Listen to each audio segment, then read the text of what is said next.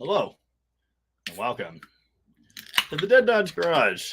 Super boring Sunday streaming extravaganza.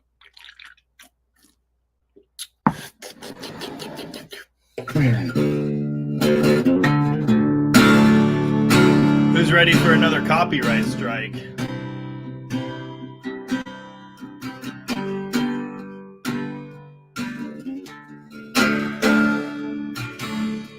Low down once again. Well, I'm struggling now just to get by, my friend. It's keeping me up real late at night. Well, I can't settle down on honky-tonk life. Drifting, that's not right. Drifting around about 4:30 with the blues on my back and a bottle on the floor. Drinking till I think I'm gonna fall down, 'cause my sweet little baby had to kick me low down, low down, low down once again. Well, I'm struggling now just to get by, my friend.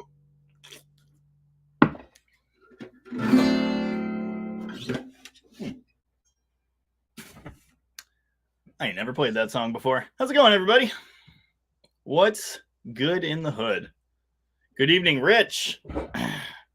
Rich beat Donnie here. That's impressive. Donnie's usually sitting there ready to strike with the first comment thing. Donnie's small block Mopar distributors turned into 1920 carburetors, which is not what you want. Not good. Yay. Excuse me. Hey, John, how's it going? Hey, howdy, Avon. What is up? What's new? My sister says I'm not allowed to get copyright strikes without her. It's probably too late. Rich Jordan says, no work on the car today, so I'm trying to think of a poser for Jamie. Does that mean a question to pose? I don't know. What's up, Brian? The other DDG. He sent me a video the other day, which I just finally watched this morning. So I'm super good at everything. Of the knuckle duster driving, which is cool. Let's see if I can even. Oh, come on. Oh yeah. Mopar Garage here. Oh, yeah. The Twisted Mopar Garage behind the camera. You're seeing it. Knuckle duster is alive. Look at that beauty. Oh, the reflection's awful. Look at that. Look at that. Look at that. It's good stuff. It's huge. Connor Lovejoy. Lovejoy Shitbox Sanctuary is going to be late to the stream because he's like riding a motorcycle across the country or something right now. He's ruined his back, and he says getting back is harder than getting there. Fun. No Beret is with us again. It says, almost forgot again. Sad. Hi. How's it going? What's new in your world? I was at a local show last night in Olympia, Washington, and there's a, like, I don't even know how to describe it, country-ish, rockish band, and they played Jimmy Buffett's #1 hit. I can't play it, so I'll spare you on that one. Oh. #2 won't do. Dan's tardy, but he's got a note. We're good then. Mike Snellgrove is with us and says, hey, from Alberta, Canada. How's it going there, Mike? Mostly Mopar is here and says, good afternoon. It's a little later than the afternoon. And, well, most places. I don't know where you're at. Where is it afternoon right now? How far? How many time zones over is Hawaii? Anyway, I guess it could still be the afternoon. I'd call it evening. Anyway, how's it going? Stage 0 Jason is with us and says, howdy. Oh no, Donnie would be first, but unfortunately Donnie has not been doing too good tonight. So not good, Donnie is speaking in the third person. That's not good at all. Cal the Destroyer is with us and says, I'm waiting for money to finish my Slant project. I'm so excited to get it done. Should I keep the 1945 brand new reman that came with it, or just get a Carter right away? The 1945 is pretty good. I'd run that. We just threw a 1920 away and swapped to a 1945, and it ran great. It's I can't say it's a completely different car, but it idles, so that's kind of nice.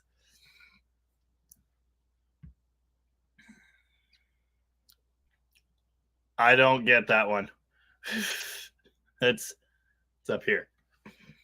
Question, query, poser. Got it. I'm sure it's a movie I haven't seen. Donnie says, congrats on 15,000. Oh, yeah, I forgot. I hit 15,000 yesterday. What was I doing? I was working on like 3 different videos yesterday for some reason. I don't know what. Yeah, I don't know. Anyway, building another engine, working on the Power Wagon. I've been working on that video for almost a year. It's good stuff. Anywho, 37 of you out there right now. Thanks for joining us. If you have any posers for Jamie, questions, comments, concerns, responses to any of the 4 videos I put out this week, go ahead and drop them in the comments. And if you would, please hit the likey button on the stream, because it does stuff for the thing with the deal. Also, yet again this week, I'm getting the bad Wi-Fi logo. I'm just going to assume everything's totally fine, but the computer's mad about life in any case. Full-Time Muscle Cars is here with us and says, what's up, guys? Normal stuff. How's it going with you? What is up over there? That is a B-body, but is it a 68? Maybe it's 69. Can't quite tell. And I think it says GTX on it, but I could be wrong. Yeah, that's my junk. Nice. That should be an emoji, but it doesn't work on StreamYard for some reason. Oh, that's funny. The other DDG can't hear anything. Oh, yeah. Crap. Hold on. He told me Shinedown. Yeah. I don't know anything about Shinedown. Anyway. My sister wants to know, why do you never invite me to these shows? I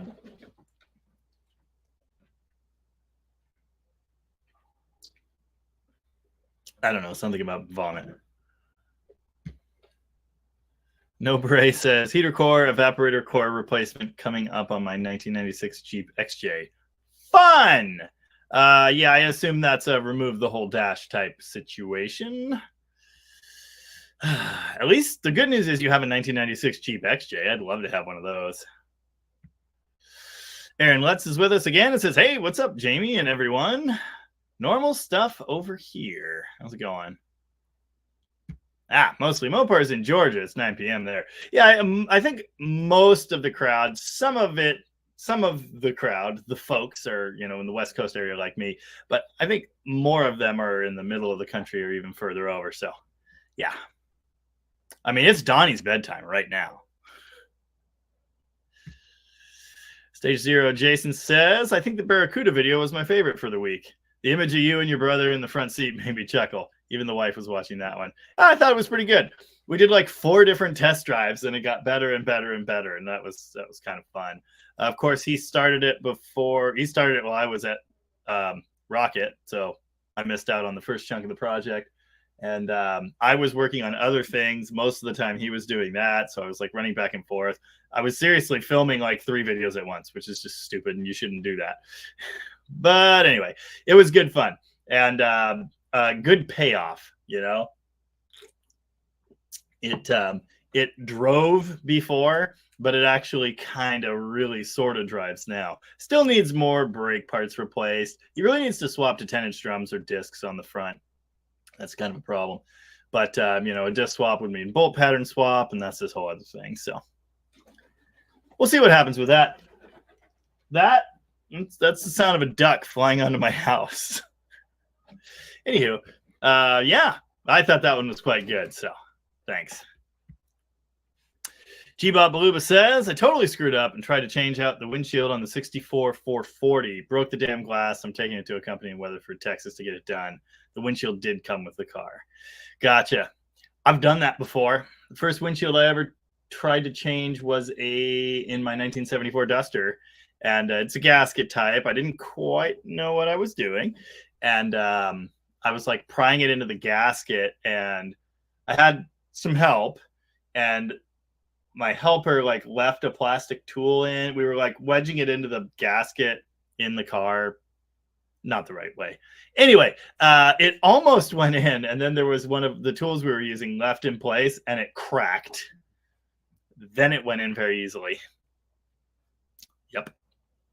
I've done a couple more windshield installs. I actually did the one in the crew cab. I just put it in with a gasket. I didn't seal it, and it leaked. So then we took it to a professional glass company. They resealed it, and it leaked. Good times.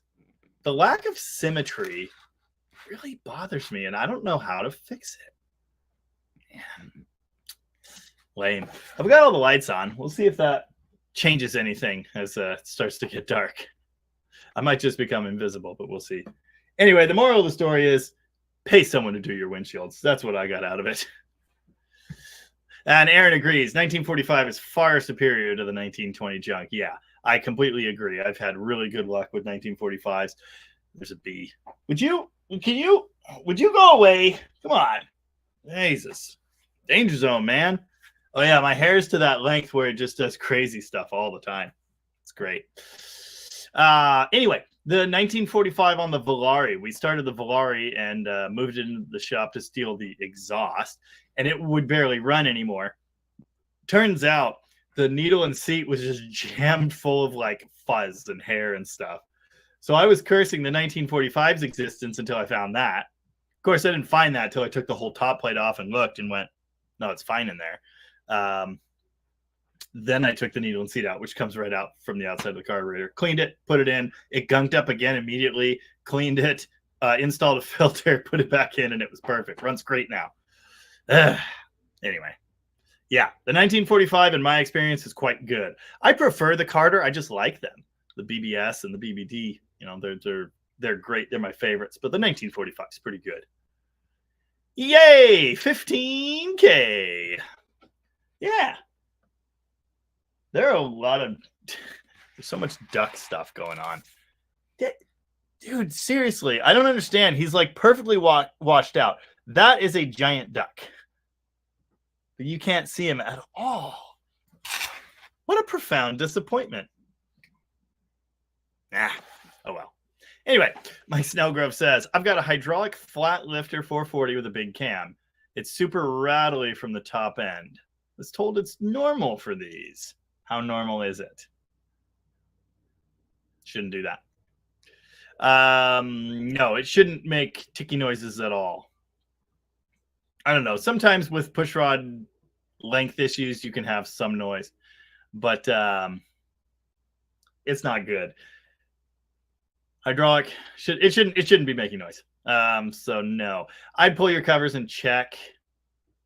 Before you do that, actually, I would take a stethoscope and figure out where it is. If it's all of them, maybe you have an oiling problem. If it's like one, you need to pull that lifter and inspect it. 15K is great. Yeah. Thanks, Dan. I'm very excited. Cow the Destroyer wants to know, can I live in your shop? I promise not to steal too many engines. I mean, we could probably find a spot for you. You could sleep in the broken bathroom, I guess. Honestly, a couple extra engines disappearing wouldn't be that big of a problem for me.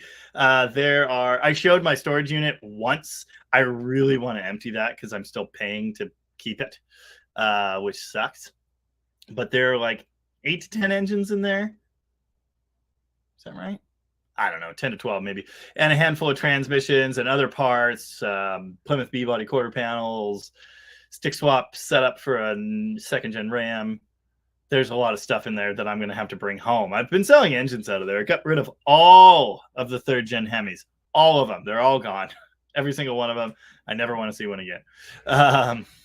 So we're getting down there. But, yeah, I need to bring a bunch more engines home. You could just steal those, I guess.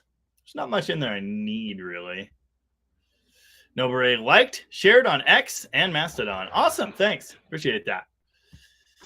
Donnie wants to know, did you fix the radiator or was it self-healing? Self-healing. It stopped leaking. I don't know. Okay, yeah, 69 GTX. That's what I thought. It's just, I can just barely see the side marker and I can't tell which grill it is. That's a beauty. It's all black and shiny and stuff, and it appears to have the dog dishes. Yeah, it's good stuff. Good stuff. Rich Jordan says that was from the movie Short Circuit. Yep, never seen that one. So far, audio and video are fine. Awesome. Thanks. Jello. How's it going, Rooster? What's new in your world?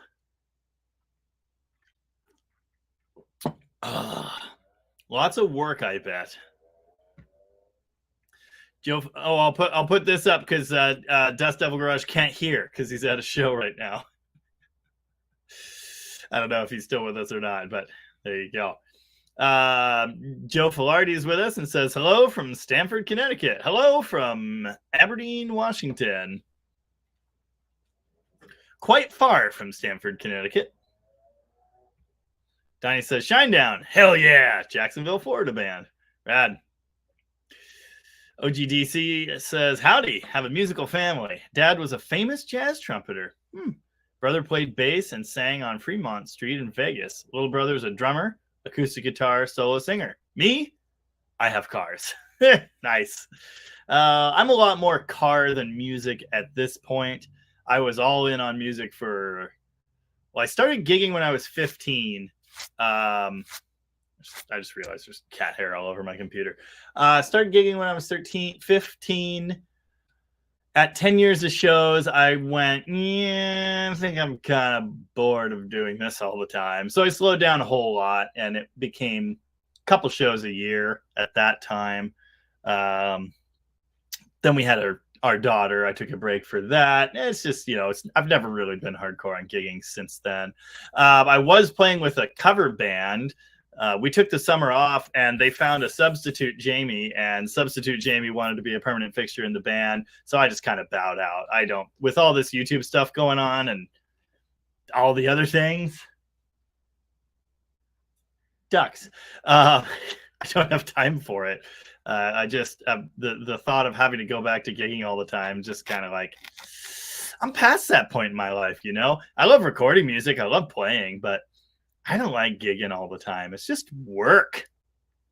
Now, the car thing is work too, but I don't know. It's more rewarding for me, I've found. So anyway, I've had my times with music. I've played South by Southwest Music Festival twice, I think. Opened for some bigger acts there, and in other places. Played the Classic Theater reopening here. To a crowd of like 1,200 or something. So many shows, so many recording sessions. I've done a lot, I'm just kind of bored of it. Jason says, I can't stop raving about the HEI conversion I did and how much better my Little Red Express runs, even getting a few extra miles per gallon. Like 10! Nice. Of course, if the new Mopar ignition box wasn't crap in the first place, rude, but also fair. I haven't got puking drunk in public in years. Your house doesn't count. That's not public. Fair enough. Dan Berg dropped in. Hello, Dan. How you doing? 405 bike life. Damn it. All in. Is with us and says, how rare are e-bodies? It's not that they're rare. But they're desirable, especially the muscle car variants. 70 and 71 are the best. Any late Challenger, they're not really worth all that much. Ask me how I know. Cudas are always good. Any CUDA is a good CUDA. Late years are fine. Rare. I mean, they didn't make a whole ton of them, but you also see a lot of them. So I don't know. It's like people knew they were special cars, and a lot of them got saved. Ducks. So yeah, I mean, compared to what? Compared to Ford Mustangs, yeah. But compared to my 1979 Chrysler 300, no, not at all. Speaking of which, Bell James is with us again. How's it going, Bell James? What's new in your world? Donnie says, I love the Barracuda video as well. It reminded me of my brother back in the day. The playful bickering and some meaningful. Yeah. YT viewer 127 says, love the videos this week. Very entertaining. RIP expensive wrench. Dang it. I was supposed to name this the in loving memory of my 9/32 smack wrench. Something like that. But I forgot. Oh, good. The other DDG was able to read that comment. Yeah, that wrench is gone forever. I don't know. It's just gone. Thanks, Colin. Timothy Russell's with us again and says, hello, everybody. Hello, Timothy Russell. How you doing? Joe Filardi wants to know, did you fix that leak on your Charger? I like the color on it. I like it too. It's supposed to be a little bit darker red. Crap. I was going to bring out my brochures. I bought a 68 Charger big dealership brochure and then an all models 68 Dodge brochure as well.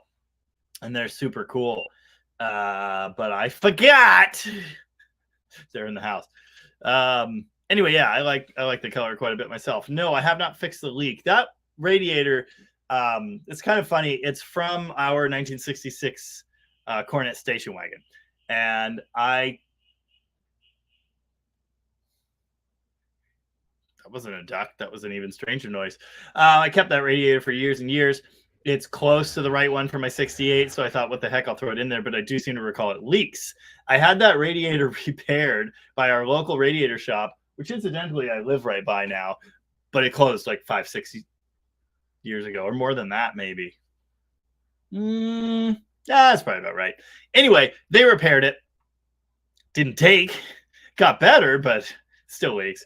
And so, yeah, I could try and patch it myself, but it's just not. I need to buy a replacement, so I'm working on that. There's an aluminum replacement that looks correct. We put one of those on the Coronet convertible that we did on the channel, and it worked out really nicely. So I may buy one of those. I don't know. I don't want to tear it apart again while the driving season is still here. So I'm just living with it. I'm running it with a depressurized radiator cap, and then it just kind of finds its happy point and stays there. So it's fine. In the video from today, what I did was I bought some K-Seal because I've had super good luck with it in the past. And I thought, what the hell, we'll give it a shot. So I put the K-Seal in it and I put a pressurized cap back on it, drove it across town, and it wasn't happy. But I had also fully topped it up. And instead of risking it just continuing to piddle out, I put the depressurized cap back on. Then we drove to Olympia. I didn't get this on film because I was too busy cleaning it up on my hands and knees. But we pulled into a 7-Eleven for a bathroom spot. And as soon as I shut the car off, it just douched the ground. It was not good. Anywho, not fixed, just living with it. Putting coolant in it periodically and saying my prayers. But I'll get to it. No Beret says, yes, 96XJ is a pull-the-dash back, suspended by ratchet straps to get out the box. 375,700 miles. Bought new in April 96. Nice. I assume that's 4-liter. You still on the original engine? I've seen some of those on like their third engine, and then I've heard of them still going strong at like 300. Very cool. I want an XJ. I want a stick shift one ideally someday. My wife also wants an XJ pretty badly, so that's definitely on our list. John Mullen says, you've been busy this week. Yes, I have. I'm busy most weeks, but this week it actually turned into videos. I've been Rocket Tom's been on some crazy nationwide adventure for the last couple weeks, so I've only been working 2 days a week there. That gives me a little extra time to do projects here and work on videos. So Yeah. Anyway, Don says, enjoying the content. Thank you very much. Just wondering if you've ever had to pull a rear brake drum on a 64 or prior tapered axle. They can be a bear. Yes, I have. Yes, they can. Absolutely horrible. The Studebaker that I'm still not done with, video's coming on that. It was a tapered axle, just like the early Chrysler setup.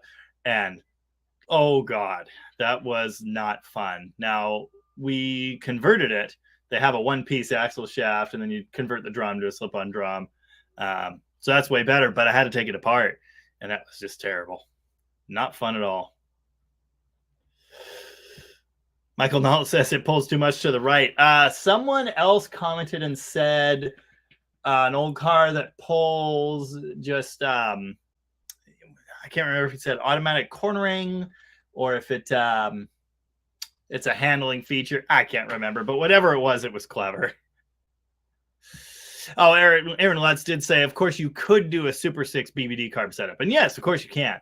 But you also need a special exhaust manifold if you want the choke to work. You have to change the linkage to make that work, which is easier than you might. It's easier than some people might think, but it's still, there's some science involved. Someday I want to do a video about that. Do a Super 6 conversion, but first I'd have to find one. So yeah, that is an option, but you have to get all those pieces. And the BBD, Donnie just texted me, it pulls a little bit to the everywhere. Yeah. Good stuff. The BBD for the Slant 6 is actually special. It's a smaller BBD than the 318 one. The special exhaust manifold, obviously the intake. So you can go in quite a bit of money on that setup, and it kind of, it's better, but a one barrel that works is fine. I mean, once we put the 1945 on the 67 and then I dialed in the timing, we went out and hit the road. You saw it. It was like, whoa, okay, this is good. I mean, it's still a Slant 6, but it's a daily driver. It doesn't matter. And it pulled great for a little 225. So, of course, that is a later hydraulic lifter lightweight engine, and they're better. I've talked about that a good bit. I really, really like those. But the one barrel can work. The Super 6 is great if you can find the parts. HDF2 is here and says, what up, DDG? You're spoiling us with a live stream that isn't lagging. Did you sacrifice a router to the cable gods? No, but right now the little logo in my corner here that you can't see still says 1 bar of Wi-Fi, and it's all mad. So maybe I should. What I want to do is take that repeater down out of the yard, smash it with a hammer, and then go buy a new one. That's in my program. That repeater has been rained on like many, many times, and it's been outside for a year. I don't know what could possibly be wrong with it. It makes no sense. Anyway, eventually, I need to build a little like repeater station out there. The other plan was to run a cable all the way from the house over to the shop and then put a router out there, and all my problems would be over. But I'm not enthusiastic about doing that, so I haven't. Rooster says 15,000. Man, that went up fast. It did. Less than 90 days. It's been just over 2.5 months since I hit 10,000, and then Tony mentioned me in that video, and that got me a bunch. So then I got the next 1,000 in 5 days. It's slowed down a lot since then, but it's still growing steadily. So yeah, the first 1,000 took 6 months. 10,000 took a year and 4 months or something, and the last 5,000 took less than 3. So yeah, kind of neat. It's all happening. Donnie says the 1945 is less anus than the 1920. True story. Not sure why Dad has one on his Falcon Ranchero. Should have been an Autolite 1100. Yeah, that's weird. Sometimes you see those carbs swapped onto Chrysler products. Although I've seen it more with the 2-barrel. But yeah, that Autolite 2-barrel is actually pretty decent, except when they leak gas everywhere. That's kind of a problem. Cow Destroyer says, I'm re-ringing the Slant. It has pitting in 2 cylinders, but that's fine. I don't care if it burns a touch of oil. The short bed's going to be so fun. Just wish money wasn't as tight. Hey, do it how you can do it. Do it the budget way. Hone it out best you can and call it a day. That 440 I just put together for the 73 Charger, the toolbox Charger, it got punched out to 60 over, and there was still rust pitting that the machine shop didn't notice in cylinder number 8, 6 or 8. No, I think it's 8. It's really minor. I looked at it and went, we're putting this together. And I showed it to the owner and said, hey, you know, you could have a slight oil usage problem here. This shouldn't be like this, but we're kind of stuck with it. So, you know, you can get away with quite a bit. Oh, but that engine didn't smoke. When we ran it in on the Mopar or no cart, didn't see any smoke. So it'll be fine. I'm going to hone out a 273, the one I did the video on this week, which the people are really in support of. I'm surprised by this. People seem super excited about the 67 Valiant and the 273 engine in general. So that's pretty cool.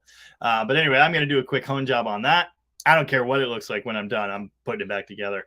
I pulled one piston out so far and the rings were stuck. I got them unstuck without breaking them. So that's good.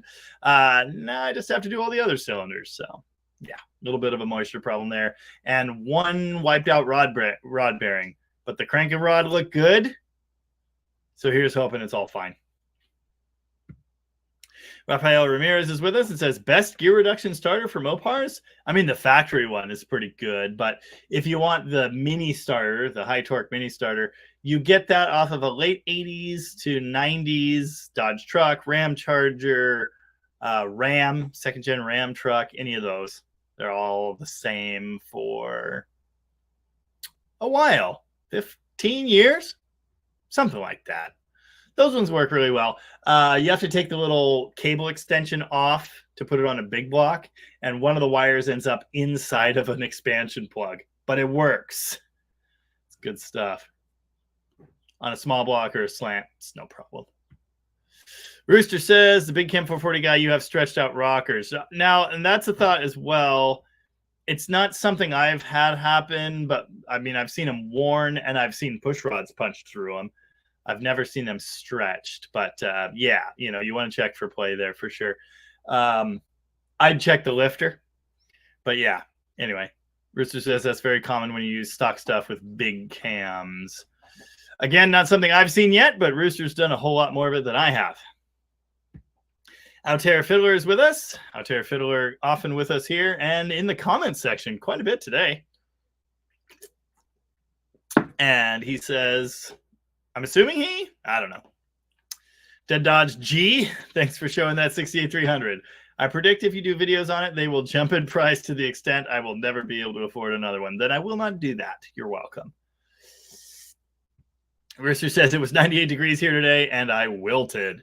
It was upper 70s, 80-ish here yesterday, but it was just sweaty and miserable.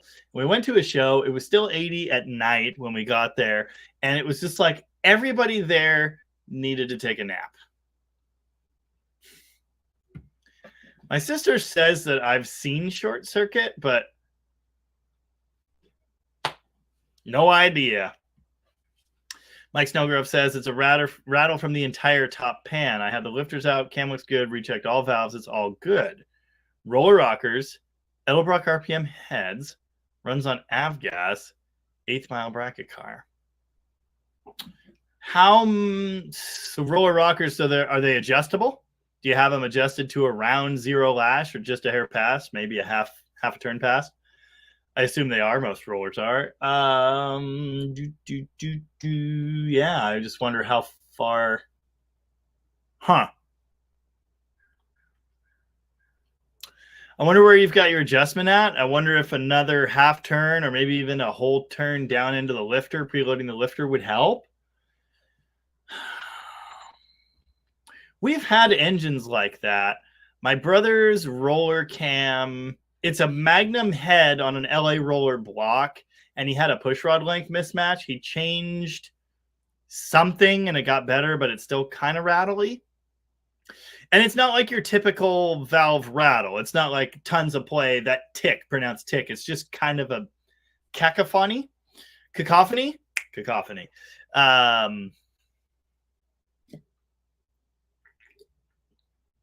very similar, but it's just like that.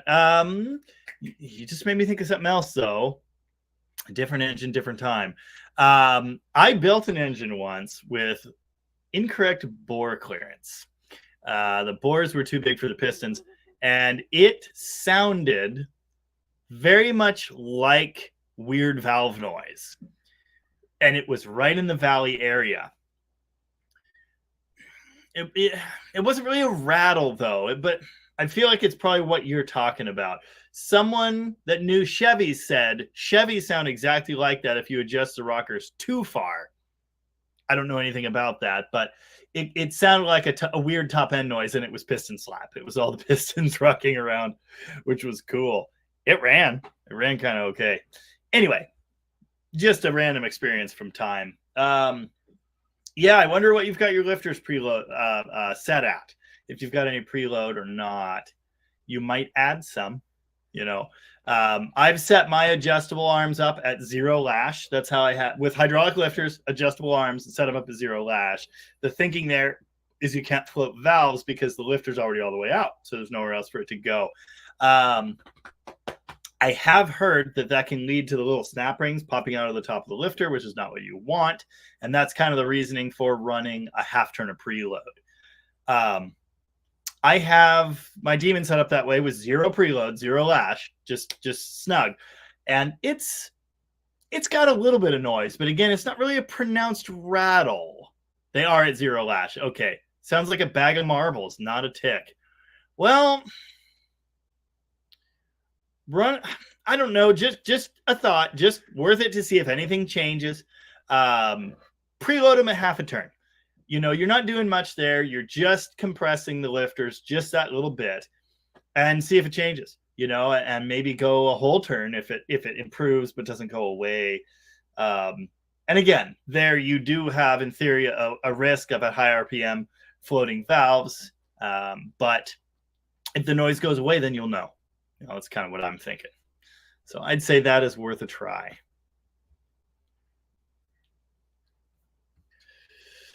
Hopefully that helps. I don't know. That's just the only thought that comes to mind. That or, an oiling problem. An oiling problem is possible. Oh, that was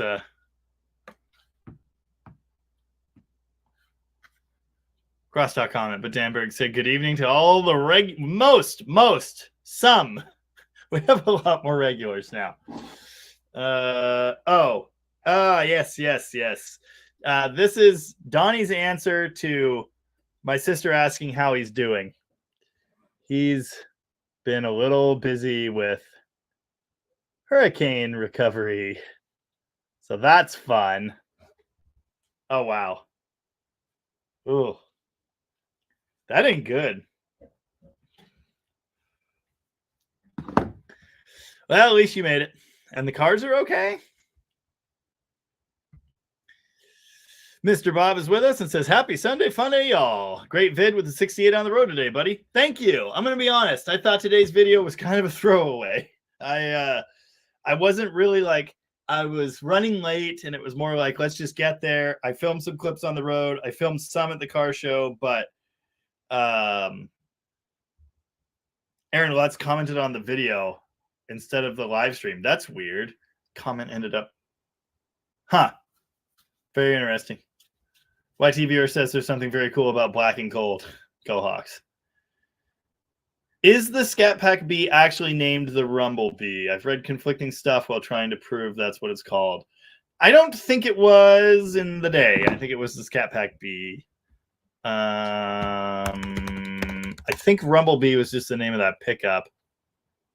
What is a Rumblebee? Pretty sure the Scat Pack B is not called that, but I could be wrong.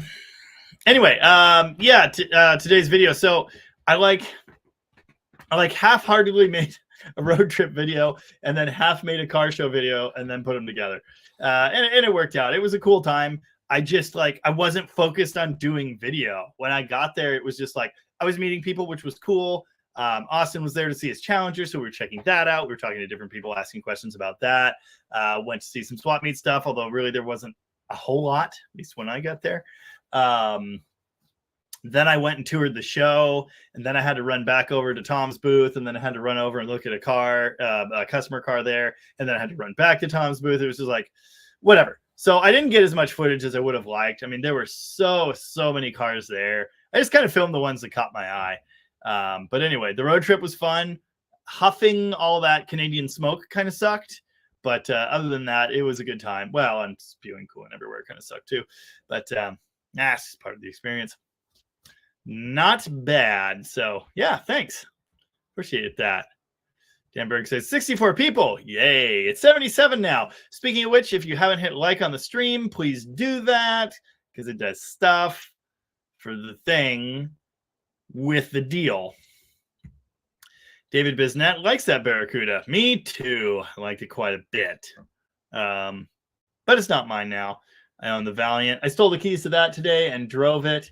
It needs some stuff, but yeah, it's a decent. It's decent. I got some plans, you know. The way my brother puts things together, if you couldn't tell from like the Barracuda video, it's a little more. What's the word I'm thinking of? Loose. Slapdash. Anyway, I'm looking forward to just like working through the nuts and bolts of that car and just fixing it. And it'll take me some time. It might take me forever. It might never get finished, but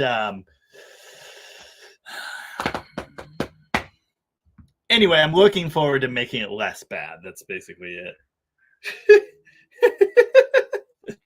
Donnie says, sent me some more pictures, which I will show.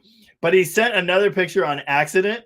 And he said, that's not supposed to be in there. So I'm going to show it right now.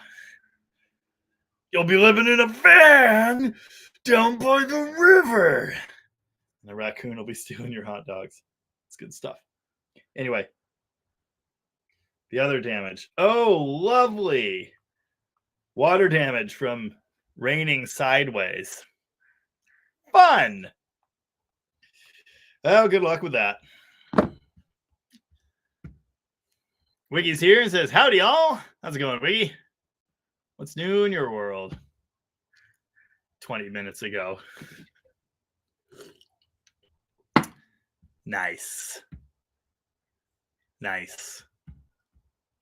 Aaron Letts says, aluminum rads work so good. I don't think I can go back to copper brass units. Yeah, they really do. They really do. Some of the eBay ones are of questionable quality. And I can prove that with the stain on my driveway under my brother's Impala. But yeah, they work very well. They're very efficient. Oof. Ouch. Oh, can you hear that? That was quite something. Excuse me. And of course, they're lighter. You know, so yeah, they work really well. And I like the factory, and it's kind of important. I like factory stuff, and it's kind of important on that car for me that it's factory appearing. But the round top one you can get on eBay, it's looking pretty good, and it's affordable. So we had to buy one and test it out. So far, so good. Worked really well. So I think I'll buy one of those. If I can find a good factory copper brass one, that would be fine with me, you know, for this car. And the thing is here, the climate is so mild. Like it was 103 degrees once. Usually it's, you know, mid 70s is the hottest it gets. We don't really have cooling system problems. So copper brass works just fine. And it looks right. But the aluminum's great. Amsbury is here and says, hey, how's it going? There are some parts I'm supposed to put on your truck. We should probably deal with that, among other things.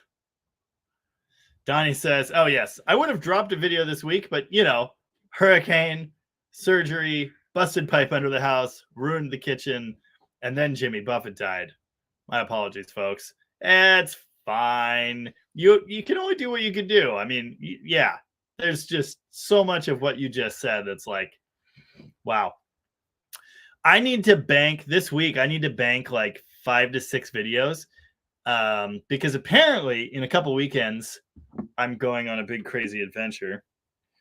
Which reminds me, did I say we're go for following weekend? Hold on.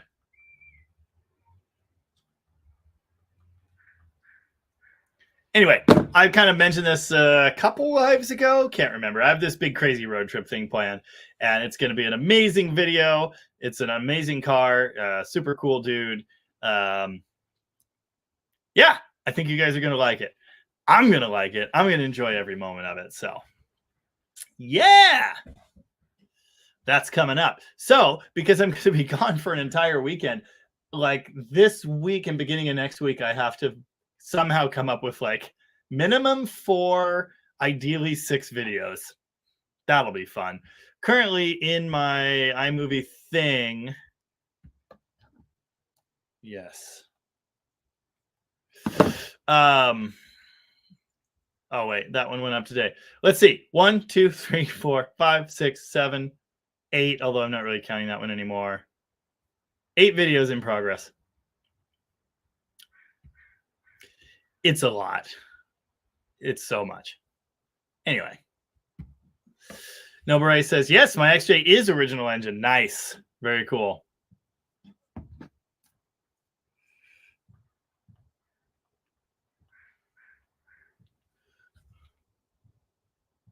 Yeah, sure. First time the valve cover was off. So that's got 330-something thousand miles in. It's awesome.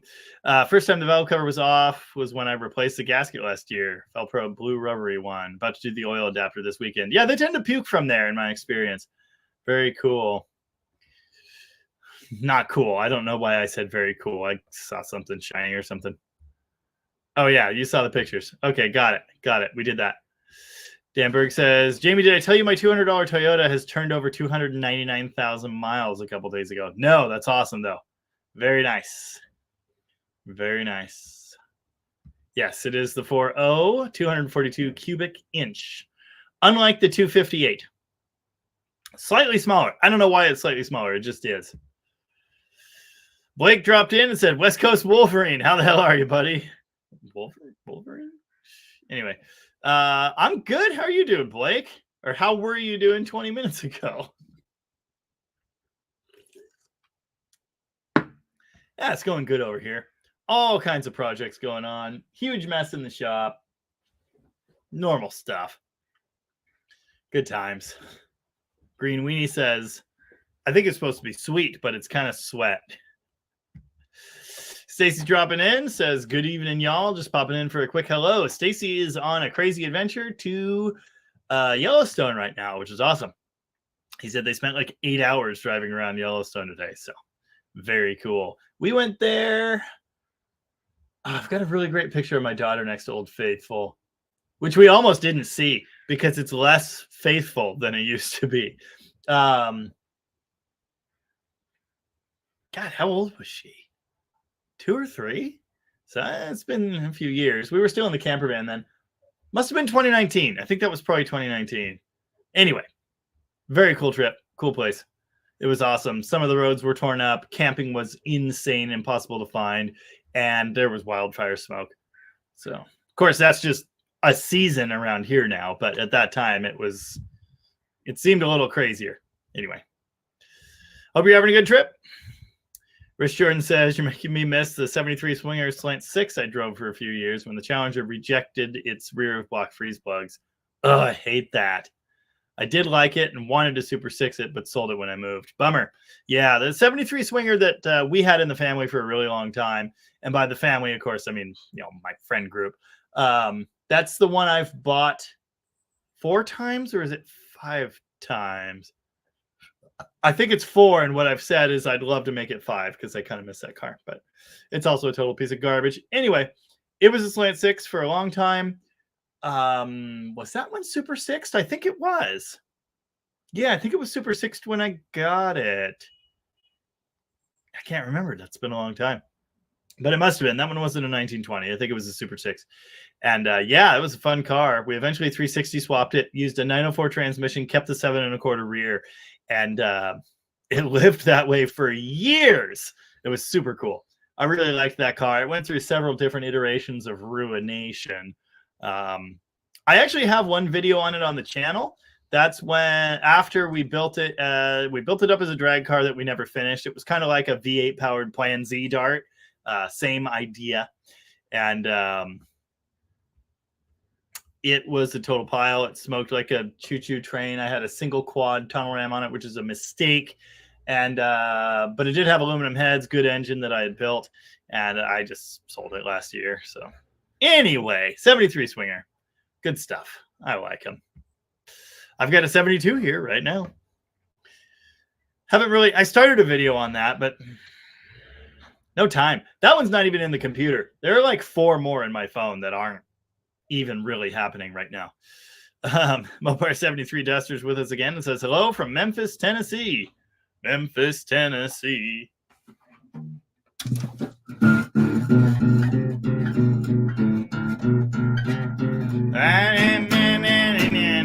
No, I don't remember the words.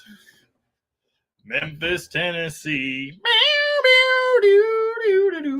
Anyway, how's it going?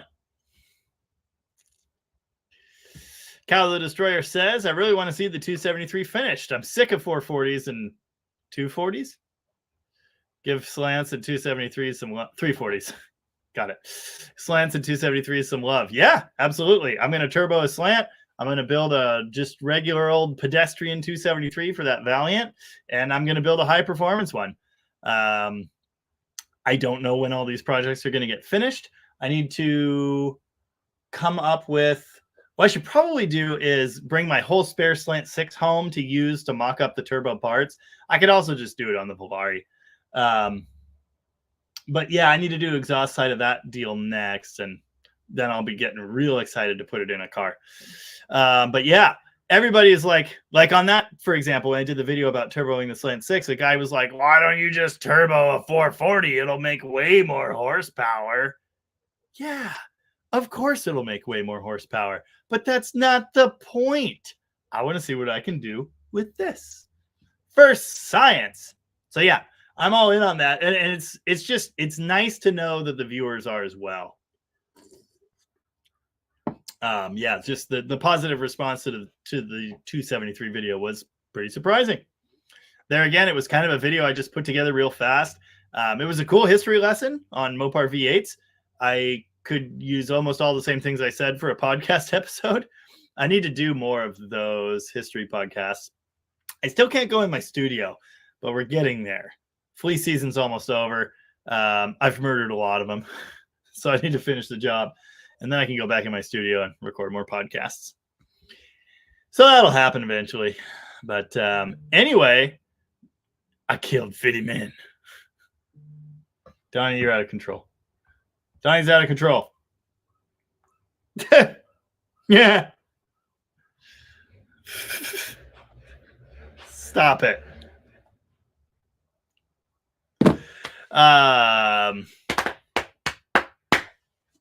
Yeah, I'm all in on the lower end engines. 318s, 340s are great, but I'll build a 360 instead any day. For one thing, I can actually kind of afford them sometimes. Speaking of which, I am building one right now. I'm working on a video for that. I've already done one video on building a small block. I'm going to do a couple more, but you know, there will be different information in there to make them worth watching, I think. Hit the like button, friends. It does things for the stuff. Thank you, Bob. Al Stone is here and says, hello from Jacksonville, Florida. I am also a musician, and I'm also restoring a 1956 Dodge Custom Royale, isn't it? Cool. Awesome. I like the 56s. I had a 55 Plymouth myself, flathead 6.3 on the tree. It was just an awesome daily driver. I loved that car.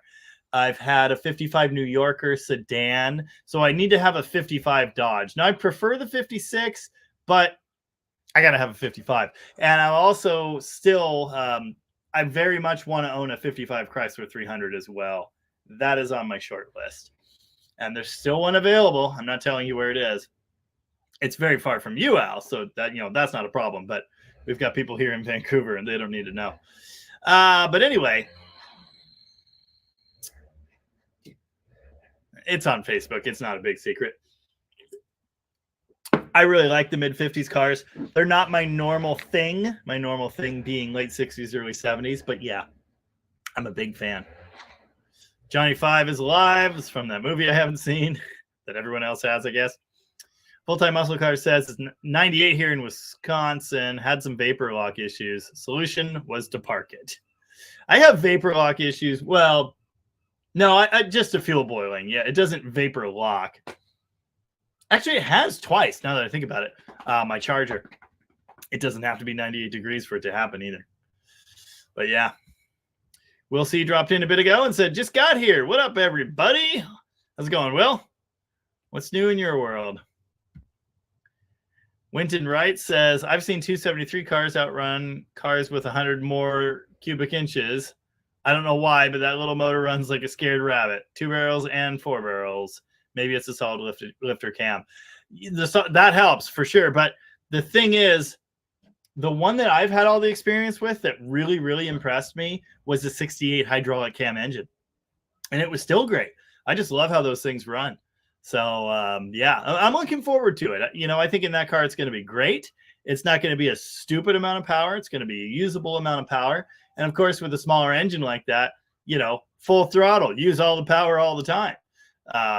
Yeah, and you're a little safer. So that's cool. And hopefully fuel mileage comes as well. But we'll see. We will see. But yeah, I'm a big fan of the 273. I am all in. G-Bop Baluba says, oh, I was just listening to the Rain song and I kind of went into a trance. Nice. Mike Snellgrove will push him another half turn. Thanks. It's fairly loud at idle, but I can hear it up to around 1500 or so, then the exhaust gets too loud. Drag car problems. You can't hear the mechanical noises. You just keep running them. Cool. Well, again, I hope it helps. I don't guarantee that it does. He also says, I'll check the push rods too. I assume they should be hollow for oil. No, you've got rocker shafts. So you're oiled through there. You do not have, you might have hollow push rods, but they don't need to be. They should just be standard solid push rods. And with those heads, probably factory 5/16s. There's a thought. Make sure you don't have 3/8 push rods that are rubbing on your heads. That's a thing that can happen. It's comment on the 440 source heads. They say you have to use the 5/16s. My Edelbrock heads on my 340, it had 3/8 push rods, and they rubbed. I took them out and put 5/16s in, and that fixed it. So check for that. Look for rub marks. Not all that uncommon. Green Winnie says, I enjoyed all the extra vids too. Awesome. Well, thanks for that. Yeah, they all seem to be pretty well received. I mean, I know I've talked about this a lot, you know, the views and stuff go up, they go down, you know, it's a ride and I'm on it. So it's all good. Can't really expect anything else, but seems like every video I put out this week did pretty well, and I'm pleased with that. So yeah, it's good to know. I can do 4. It's just very time intensive. There's a lot of editing involved, to say nothing of all of the comment responses and the time filming it. And anyway, it's a lot of work, but pretty cool. I definitely won't rule out doing 4 or 5 videos a week in the future. Someday, hopefully I have even more time for this, but you know, 2 or 3 has been working out just fine.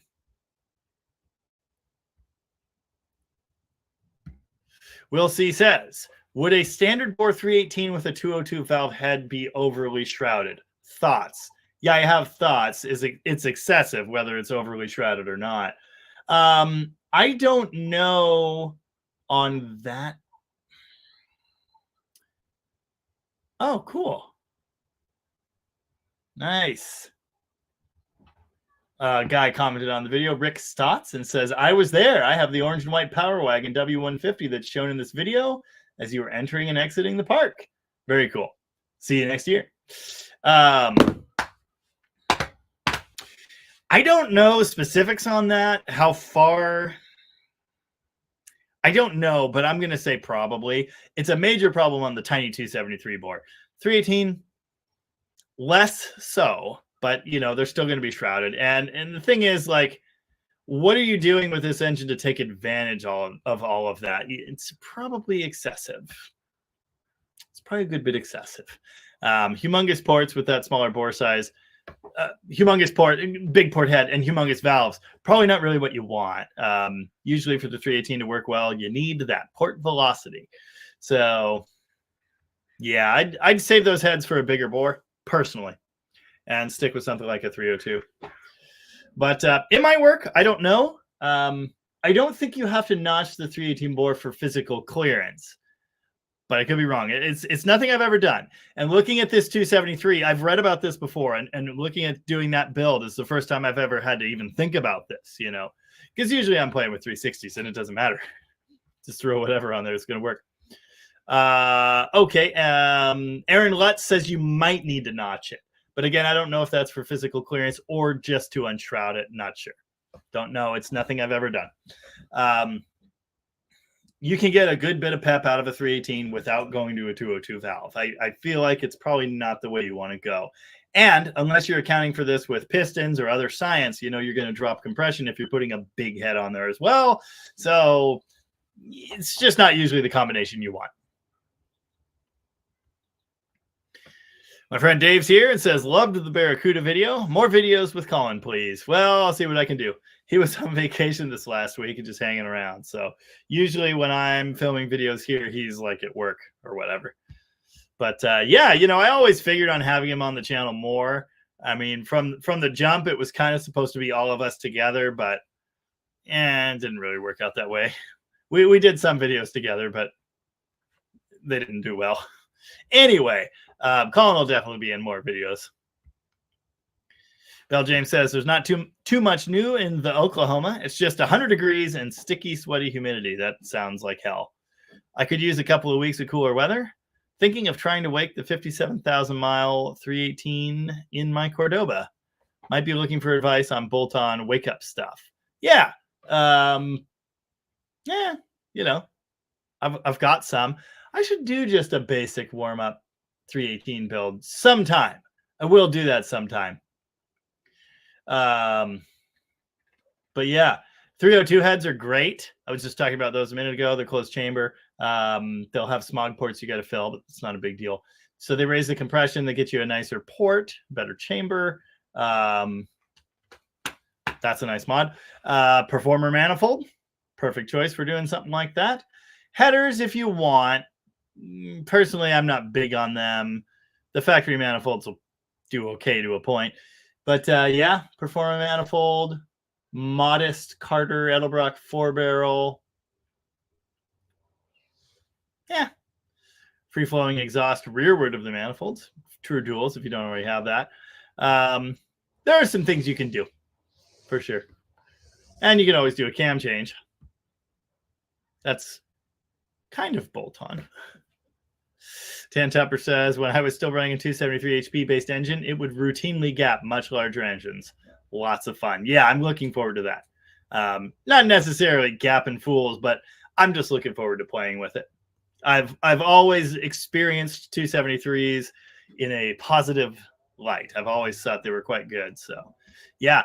And the thing to me is just thinking about all the engines out there, small displacement European engines that do amazing stuff. Why can't our little guy do that? I think he can. So I'm interested in trying that. Again, it's something a little bit different. It's something people want to see, which is awesome. So yeah, I'm all in on that. Dave says the Valiant is just more Collins, 6-shift and a V8. The rest is just there. Honestly, the Barracuda is very, very similar. The seats are too nice. I made that joke in the video and I ended up cutting it out. But you know, I mean, it's still very much in pieces. It's rough. It's thrown together. It needs things like a lot. It is a stick shift. Yes, it's a slant 6, but he's had slant cars before. The seats are too nice. Usually his cars have horrible seats. But yeah, there are weird noises going down the road. A lot of things just don't work. It's a pretty normal Colin car.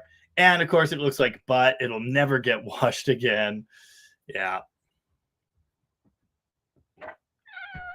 Greg Loy wants to know, what is the typical turnaround time on merch? Asking for a friend. You should have had yours by now. I did a little boo-boo. That was the weekend of the show, and I was just like, going or whatever. And I allegedly didn't process your order very quickly, for which I very much apologize.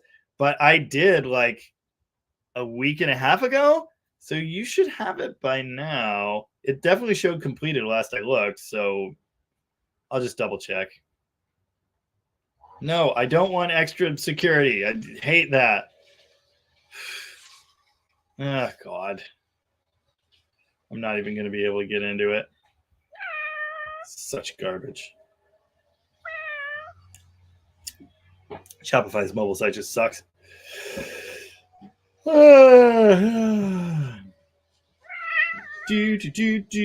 Orders. Oh, hey, by the way, if you want Dead Dodge Garage merch that may or may not show up in a timely manner, no promises, you can go to deaddodgegarage.com and get that. Oh, great. Hey, your order still shows it's in transit. That's weird. I wonder if it'll tell me when it completed. It completed on the 30th. It usually takes them about a week to do. So, yeah, you ordered on the 19th. I must have processed it like 5-6 days after that. It was something like that where I went back and went, crap. But anyway, it should be there anytime. It's in transit. I thought you would have had that, a while ago. I thought you would have had that days ago. So you'll see it soon. My apologies again. Aaron Lutz says, who makes a repo angled oil filter adapter for the LA now? I can't find one anywhere. 420 plus a body plus headers kind of makes it mandatory. You can run the short filter, but yeah, it's still pretty close to headers. Opar a body oil filter adapter. Oh, I got nothing. Mancini's got just the plate, but they don't have the 90 degree. Cat? No, I don't. Not the. Oh my God. I have 3 of them here, but I need them. There's a used one on eBay. $145. Wow. They're all over eBay for $110 to $150. So I guess that's what they cost. Wow. Some it has some listed, but I don't know. They're all like goofy performance remote filter. Yeah, no, they don't actually have any. So yeah, they're on eBay, but they're used. They're not new. They're not reproduction.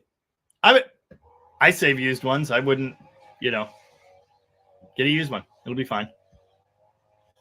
Dan says, my brother and I are like that. I'm a muscle car, 4x4, and very OCD and a metalhead. My brother's air-cooled Volkswagen, assembled using cedar 2x8 fixtures, oil pump epoxied into the case, sings with harmonica and 12-string. Nice. Oh, man. Rooster had to go to bed. Totally shot. Night all. Catch you later, Rooster. God luck and good speed. Trex1268 is with us again and says, good evening, Jamie. Good evening, Trex. How you doing?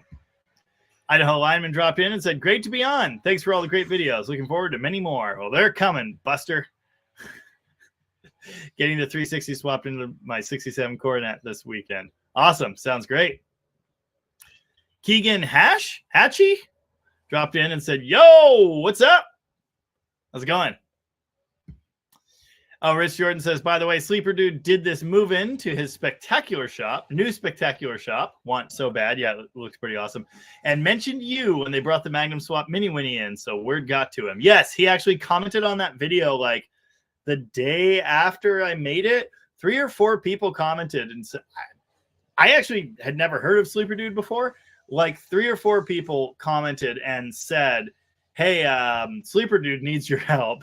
And so I talked to him. He actually commented on the video a couple days later. So, yeah, word got to him. And, yeah, we kind of commented back and forth. I think he knows what he needs to do. Again, I kind of covered it in the video. So hopefully he does get that sorted out. But he can always email me if he needs more specific help. I have a cat now. This is Vader, and he hates this. He's our outdoor kitty because he loves to pee on everything. He's a good boy, though. He's humongous. I don't know if you can tell, but he is very long. Yeah, you're a good boy. Oh, yeah. You're a good kitty. Okay. All right. Yeah. All right. This is how I live now. Good stuff. Dominic Serignese says the guys with the purple Dodge, Gentle Ben, think they have a six-figure car because it is a Mr. Norm car. What are your thoughts? I don't know that it's six figures, but it's something very special. It's something very, very special. Okay, and Brian says they do not think it's a six-figure car. Yeah, I wouldn't either. It's something special for sure. Like that's something you just can't buy. The original wedge engine is gone, of course, and it's got the wrong nose, and there are a lot of points against it, but it's something very cool. It's something documented. We know what it is. Still, they post in groups, and people come in and go, "You couldn't get a 426 wedge in a car in that."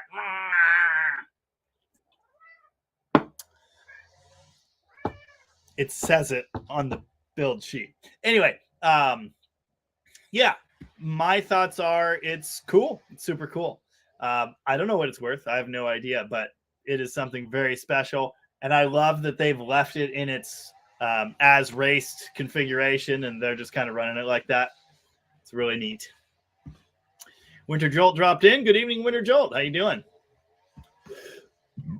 Excuse me. Jamie Round wants to know, do you have any Aspen Velaris up for sale or to trade? Any what stock? I don't know what that means. And how do I reach you directly on rides you may have up for sale? What sort of price range are we talking about?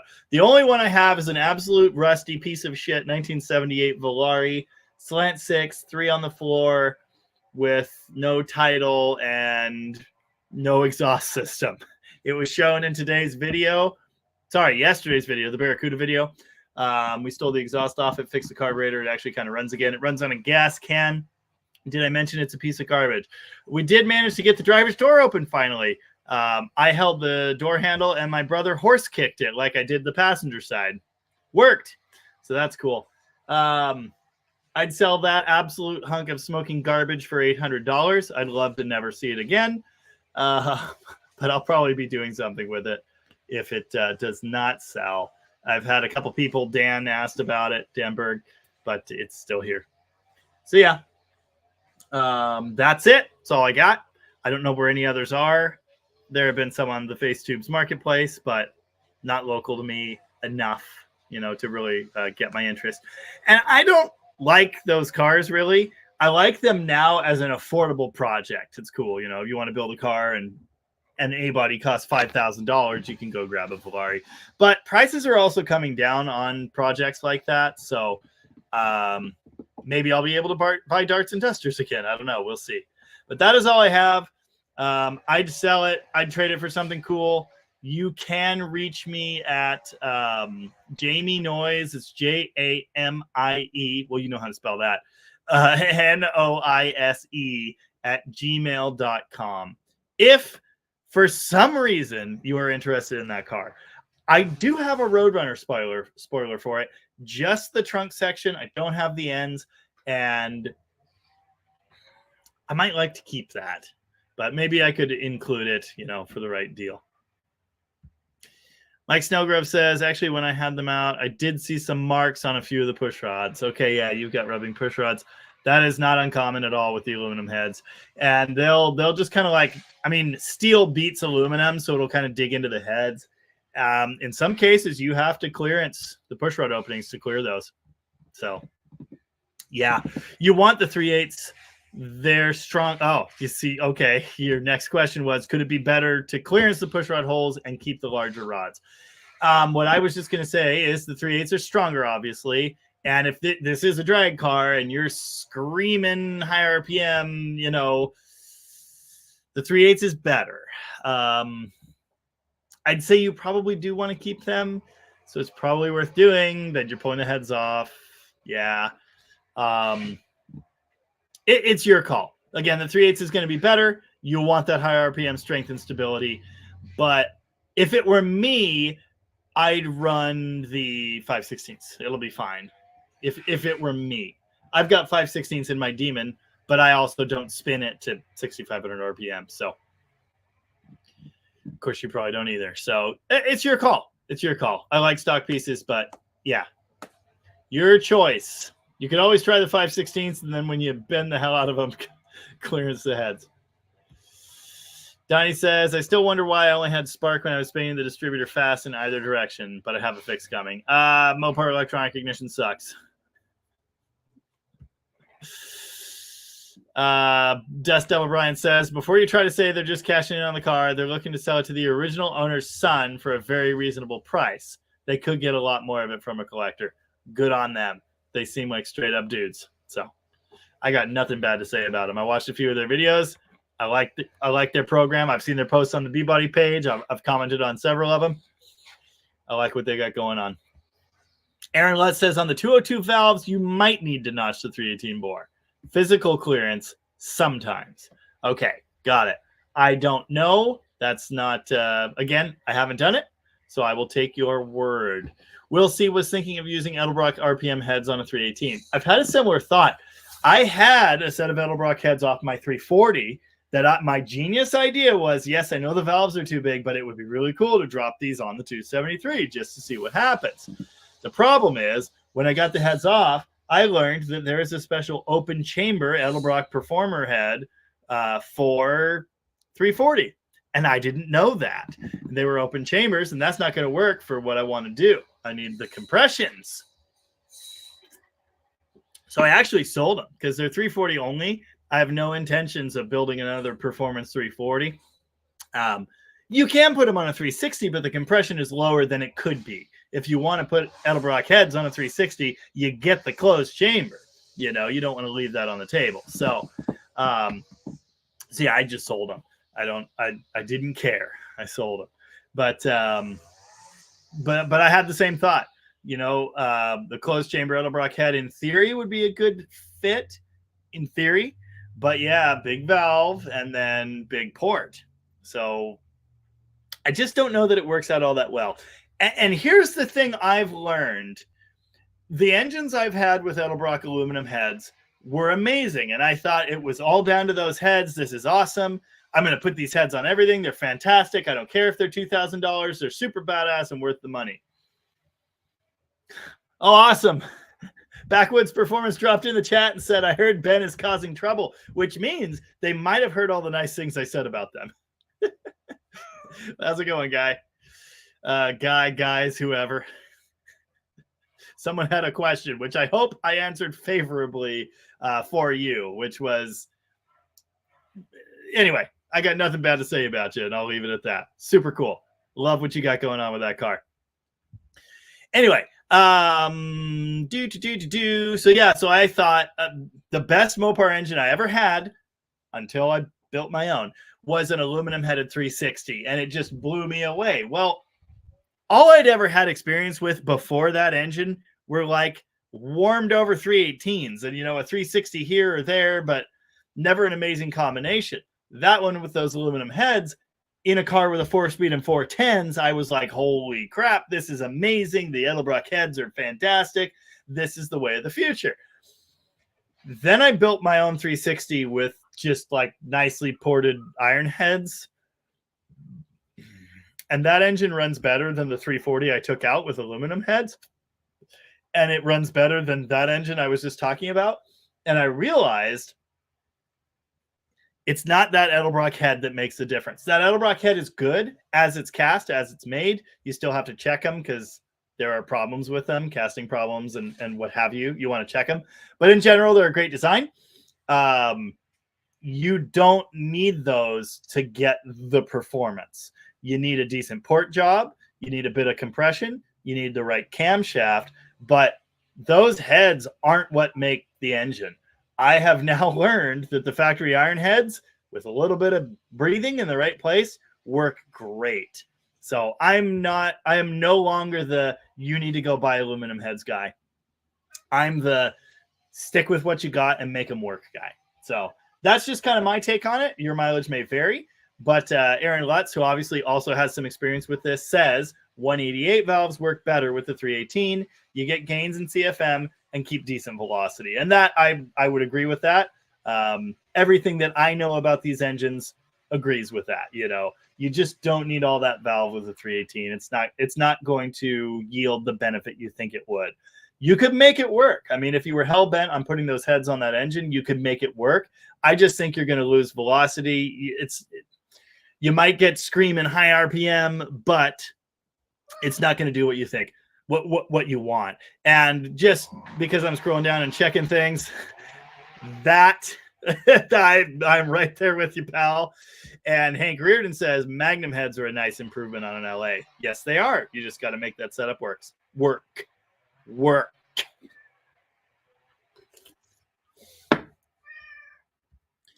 There you go. Death Devil Garage in response to Donnie about was there free cake? He ate all the cake. I'm fat. Oh, cake sounds good, man. I've got an ice cream sandwich in there I got to eat before the kids find it. Dan Berg says, I bet nobody else on here can brag about a $200 Toyota Corolla with 200,000 plus miles on it that has a $2 investment in parts and has been driving it for 6 months. I've been close to that. But it was a $600 Toyota Corolla out of the junkyard with $0 invested except registration, and it went right on the road with no problem. Good times. And Dan Tupper has a follow-up to this, to what I was just talking about, exactly the same thing. And this is why I was recommending the 302 heads. 302s and Magnums flow better when you eyebrow the quench area around the valves. Interesting. Okay. I thought eyebrow. You might need to send me a diagram of what you're talking about there. Lovejoy made it and is saddle sore. Brian said, did you just get attacked by a puma? A really small puma or a really large cat? It's okay. Thanks for checking. You bet. Again, my apologies. I kind of suck at stuff sometimes. As you guys know, there's just so much going on. There's no shortage of things going on. And running the web store can be challenging. Having said that, please go order merch. I'd really appreciate that. Dottie says, by the way, the Power Wagon looks very nice. Shiny. It's shiny in places. Very few places. Timothy Russell has a great question, which is funny because I am actually gearing up to do this. I'm going to do this on the 360 I'm putting together. The question is, can you do a video on how to find out what your compression ratio is? Yes, I can. Yes, I will. Now, there's plenty of that information on the internet. I've seen it done. It's not a big deal. How to CC your chambers and calculate your compression ratio. And I'm going to do that on this build. I want to do a build where I cover some more technical information that I haven't covered before. But I'm going to let you in on a secret. That's not a secret because I've talked about it before. I have never, ever, not once, ever calculated the compression ratio on an engine that I've built. I've never CC'd a chamber. Not once. I know how to do it. I've never done it. And here's why. Because every engine I've ever put together, I just did this and stabbed the parts in there and it worked out. In every, performance build I've ever done, it's a flat top with valve relief type piston. I've always gotten lucky on valve clearance. I've always gotten lucky enough on compression. Generally, I'm putting together low compression engines. I've never built something that's like high compression screamer. I just haven't. What I do is almost exclusively warmed over stock type stuff. And in that world, in my experience, this is my experience. I've been very lucky in this. It just doesn't seem to matter. So I just don't worry about it and keep doing it. But again, in the video I'm doing now, I'm putting a small block together. I did want to get a little more technical, a little more detailed, talk about that kind of thing. So I am going to do it for this build. Now, it's a random set of pistons and a 360 head. It's going to be a worse number than I wanted to. I already know that. But yeah, it's something I'm going to cover, how to do that for sure. But it's something I have ignored with success for my entire history of building small blocks.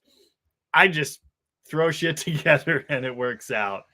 More compression is great. More torques, but and torques is horsepower. Torques is and RPMs is anyway. and what have you. But yeah, I've never done it. Never done it before. Not once. But I will. And that will be in a future video. I don't know when I'll be getting that done. We'll see. Will C says, my buddy I bought my Demon from very much Collined it. I just replaced the PT Cruiser seats with a bench yesterday. Nice. The classic Collin is a set of early A shortback bucket seats in a duster. And when welding on the floor, one of the seats caught on fire for a little bit. So there's like no padding left in the seat whatsoever. And he put a couch cushion, a couch like throw pillow. Now your hair is in my mouth, dude. Not cool. Under the seat, and then put like a poncho type blanket over it. And that was his driver's seat for years. Anyway, so PT Cruiser seats might be a little too nice. And the Durango seats, leather Durango seats that I paid good money for and put in the Barracuda, definitely too nice for Colin. No question. Winton Wright says, rubbing's usually only a problem on small blocks because the lifter galley is not lined up with the rockers left over from the original A engine and original Hemis. And yes, that's very much true, but Mike just said that he has rub marks on his push rod. So just saying, it's not just a small block problem, but it is a common small block problem. The 340, my 340 for my Demon, when I got it, I pulled the crane adjustable rockers out that were like seizing for some damn reason, over torquing the shafts. Actually, that's the reason. But anyway, and the 3/8 push rods with the cups for the adjustable arms rubbed like everywhere. He said he had checked them before and they didn't. Yeah, they did. Anyway, it's all good. I'm good with the 5/16. And Mike said, I saw it. Where was it? Yes, I'm shifting at 6,200. Thanks for the replies. Have a great night. Awesome. You bet. Best of luck. Let us know how that goes. You know, if that quiets it down, awesome. I'd like to know the results. I file all that stuff away. So very good. Hopefully it helps. Dan says that he's got a box or two of the Iron 90-degree oil filter brackets. It's the college fund for the kiddo. Yeah, I've only got 2 or 3 here, I think. So, yeah. Will C says, I'm not trying to hate on Colin's style, though. The Valiant is so good. Well, I might be a little bit. I just wish he would, like, wash his stuff and the little problems that pop up. Now, as you guys know from seeing my videos, I'm one for ignoring little problems. If it's an ignorable problem, I'm going to do that.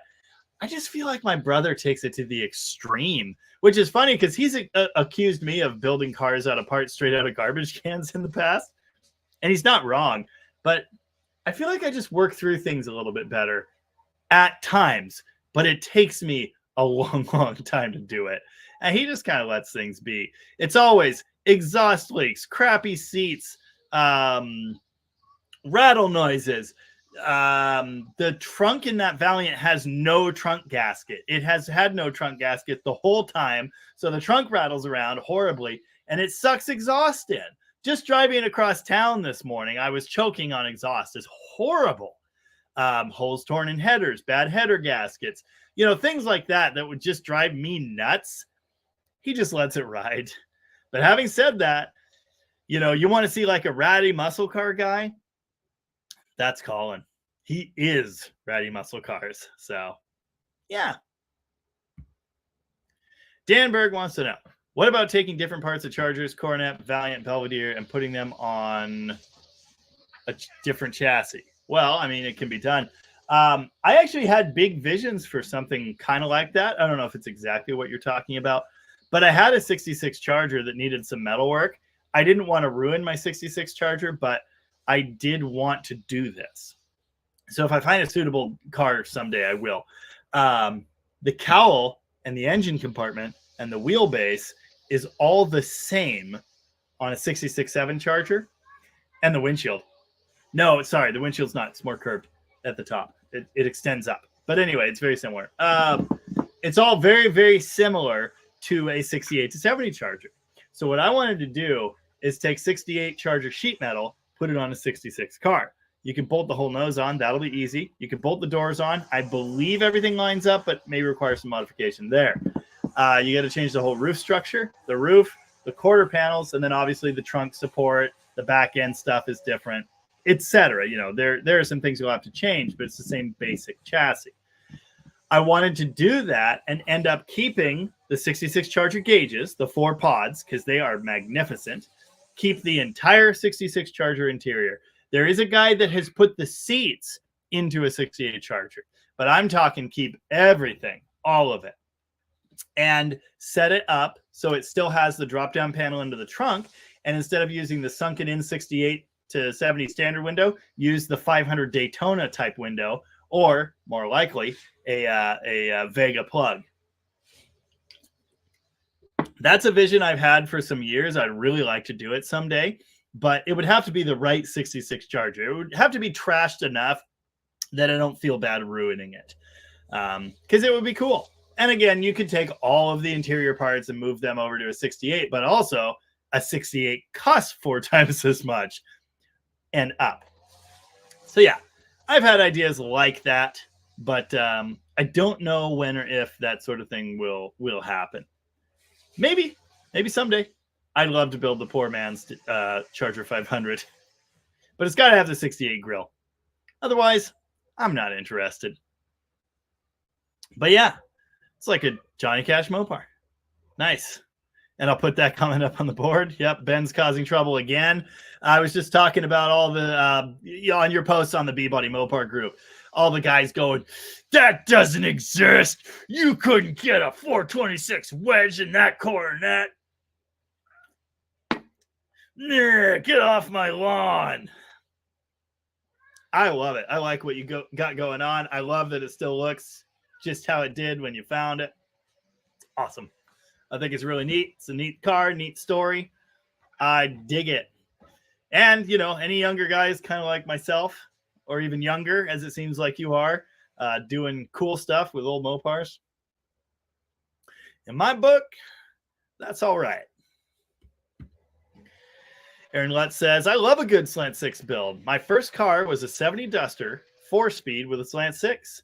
I ended up putting an offie on it, 390 CFM Holley, headers, 8 3/4 with 355s. It would do 90 in the quarter mile.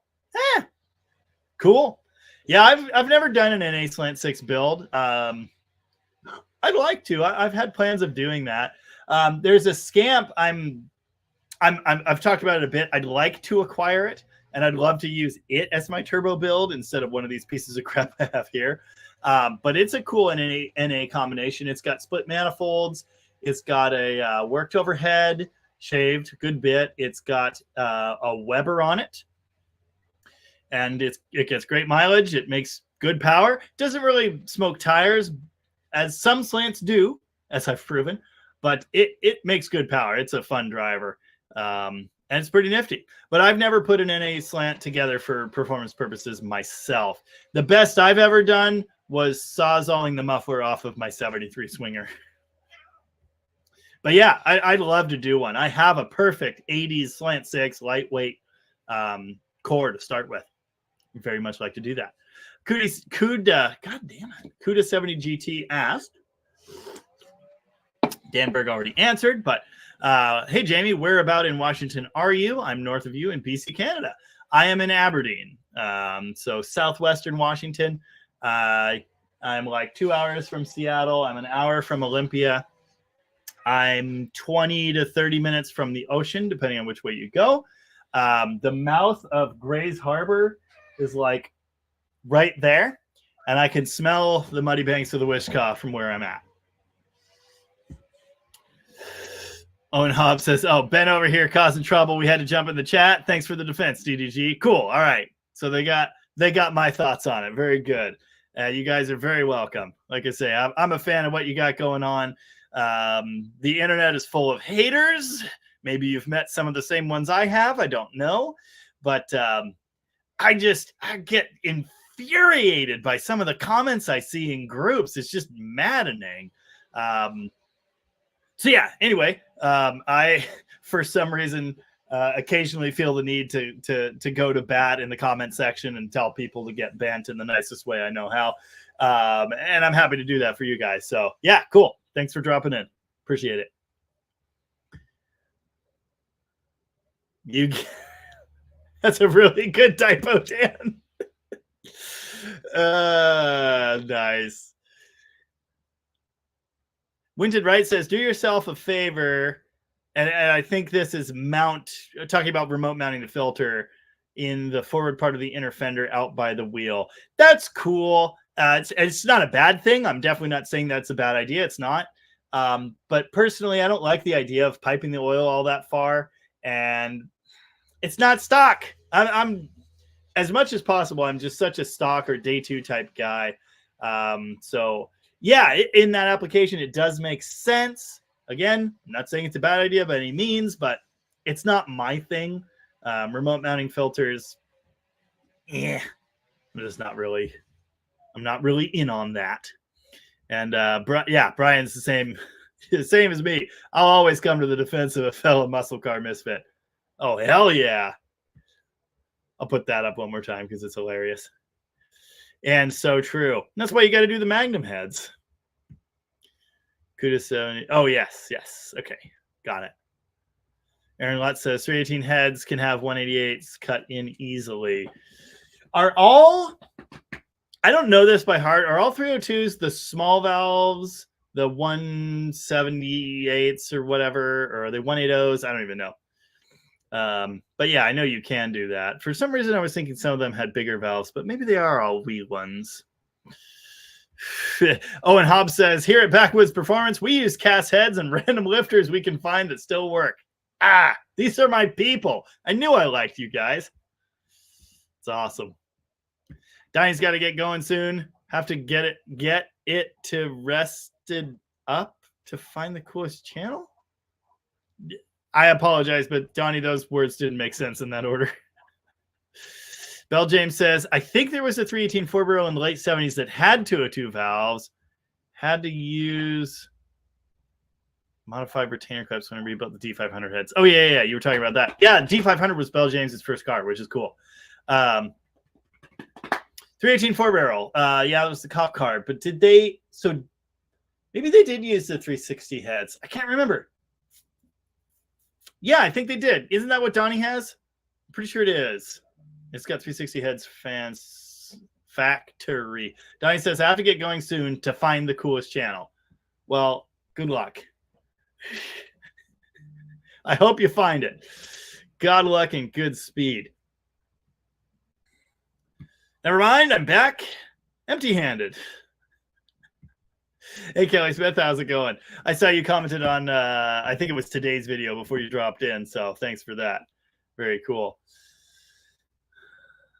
There's a whole conversation going on between CUDA 70 GT and Dan Tupper in the comments. Very cool, but I won't put those up on the screen. Hank Reardon says, in the late 80s, our 318 streetcar recipe was 360 heads, milled 40 thou with a Crane Fireball cam, stock thermoquad intake. We did a bunch of them. Yeah, I've heard it can work pretty well. I know you want to mill the heads to try and not lose as much compression. Yes, Donnie's is, yes, 318 with stock 360 heads. Yes, they're the 360 heads with the bigger valves. Although I didn't think they were using 202s anymore by then. I thought they were smaller than that. 198s or something. Wouldn't they be? I feel like they'd be the same as the J heads, and I don't think they ever had 202s. I think they were the smaller size, but I could be wrong. Oh, Donnie says, yeah, that engine was out of a Diplomat police car. Yeah, so I know there was a four-barrel one, but I don't think it was 202s. I think it was, oh, Donnie says they're 188s. Interesting. Okay. Interesting. They're a 360 size, whatever it is. It's a 360 head they slapped on it. Anyway, yeah, you shave the 360 head to try and retain some of that compression. You still have the bigger pores, bigger valves. So, you know, you're giving up some velocity in exchange for some higher end breathing capability that, you know, you get the right cam and spin it high enough, you can take advantage of that. Yeah, okay, Aaron Lutz says they were 188. Got it. 188. Yep. Not the big old honkers. Where did I go? I lost the comments. What did I do? I don't know what I did. I ruined everything. Hold on. Here we go. Kelly Smith says some great videos this week. Just Mopar Joe with a cool little red project. Yeah, I saw he dropped a video about figuring out if the engine was a real little red engine. I haven't watched that yet, but pretty cool. Oh, wow. More of that conversation. Bell James says, typing too fast. Use 318. Oh, okay. Use the 318 202 valves. Interesting. But again, from what I know and what others have said, I don't think they were actually 202s. I think they were the standard 360 heads in the time that they were doing that 4-barrel engine. So they were 188s. But anyway, use those valves in the 56 D500 Hemi heads. Original valves were unavailable, so I modified the 318 valves. The D500 was the 315-inch. Yeah. Interesting. Cool. I'm surprised that worked, but that's cool to know. Kelly Smith's request for the outro. Wish you were here. I think I can do that. I think my sister and I played it around the campfire once. I think that's the only time I've ever played it, but by God, I'll do my best. I don't promise to do it well. Aaron Lutz says, don't forget aluminum heads are a godsend with high compression motors. I'm running 11.5 to 1. Would be really hard to do on the street with iron heads. That is a great point. Now, and understand, usually the world I'm living in is not 11.5 to 1. So yeah, the increased pre-ignition resistance of the aluminum head, not really a factor for me. You're absolutely right. High compression, high performance engine, yes. Yes, definitely. The aluminum gives you a good advantage there. Detonation resistance. I don't know what's going on out there, but the dogs are not happy about it. Speaking of which, totally randomly, Big Wrench Donnie says, Amy, the Amy Harville, is wondering, how many dogs do you have? We have 3. We've got Charlie. She's the oldest. She's 5 or 6 months older than Ava, or maybe less than that, 3 or 4 months older than Ava. So she's 7.5. We have Ghost. He is the huge white, just plain white dog. And he is 4? 3 or 4? I'm not sure. And then we have Zero, and Zero's like 1.5 years. He's the white with brown spots. Carlos, that works for me occasionally here at the shop, when he's bored, he has like 3 or 4 jobs. He's everywhere, but sometimes he'll be like, hey, you got some work for me? Yes, I do. He saw Zero because he has a habit of jumping over the fence and going through the slough and coming over to visit at the shop.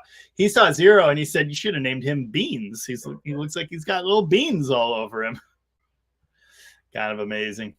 Anyway, Backwoods Performance also says valve float is the best shift indicator. You're damn right.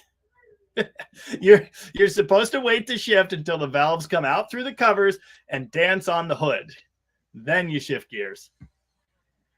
Jaybird is here and says, hey, DDG, just got back from roaming around the Gifford NF. I don't know what that is. The Power Wagon did great, but I've developed an oil leak from the pressure gauge. Is that an aftermarket fix or do I need an OEM part? I'm not sure. I haven't had one apart, but I can't answer that. Take it apart and see what the little collet in there looks like. It may well be similar to the aftermarket oil gauge stuff, but I do not know that. Yeah, I haven't really looked at it. Yeah, so I don't know. I haven't had one apart yet. Fake cards, the purple hoax, just like the Black Ghost. It's the same people that have strong words to say about that car that have words to say about yours. Yeah, good stuff. The purple hoax. I know it's all in the key of G, Donnie. I know how to play it. It's just that it's two guitar parts going at the same time.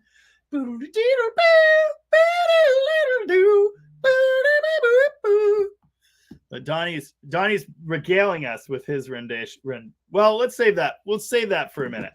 We'll get there. Maybe I can play your part over me playing it, and then we'll all be good. Anyway, the purple hoax. Donnie's got me covered. Great news. I can play both parts. I just can't play both parts at once. Michael Ferlin says, hi, Jamie. Been watching your videos. The 69 Charger grill rules. Well, I prefer 68, but awesome. 69 is good too. Dan says, thanks for the compliment. I'm 63. I am 33. Mopar Pollock is here. Mopar Pollock, a name I recognize from many comments over the last while. In fact, I think I've got Mopar Pollock on FaceTubes, now that I think about it. When are you doing a live with Uncle Tony's Garage? I don't know. They told me to email them. I've emailed them a couple times, and I think they just get so many damn emails because they're like a big deal or whatever. They just get lost in the noise. So yeah, actually, funny enough, I randomly emailed a link to tonight's live just in case. You know, I did it once before, and it just happened to be the day that they were sick as hell, and they had to cut their live off early. I actually went back and listened to it like the next day, and it was just them being absolutely miserable for like 25, 30 minutes, and then they just clocked out. But anyway, yes, Ava, hello. What? I mean, I guess, but I'm answering questions and stuff. I don't know why she would need to be that. I don't know if... Okay, whatever. Yeah. My daughter's very best friend in the world moved to Florida for like 5 or 6 months, something like that. And then school ended, so my daughter spent her whole summer like inside talking to her friend online and playing computer games with her. And she just moved back on the very last day of summer. So they've been spending every possible moment together. And it's adorable and very cool. Whoa! Are you good? Holy crap. Zero just knocked Ava down. Are you all right? Come here. Come here. Why don't you go see Mom? Have her check you out. Oh, no. Come here. Come here. Okay, maybe AJ's mom can check you out. Check your elbows. Oh, my God. Zero just like creamed her and took her legs out from under her, and she just landed on the little sidewalk here. I didn't see any blood pouring out, but Jesus. Poor girl. Anyway, maybe we'll see them in a minute. But they're inseparable now and usually matching. It's not ideal. Luckily, there's another adult here to make sure she's okay. Anyway, I don't know when I will do a live with the Uncle Tony. I hope it happens soon. No idea. He's expressed interest in doing it on his live several times. He said, let's do this. So we just kind of need like our people to contact each other.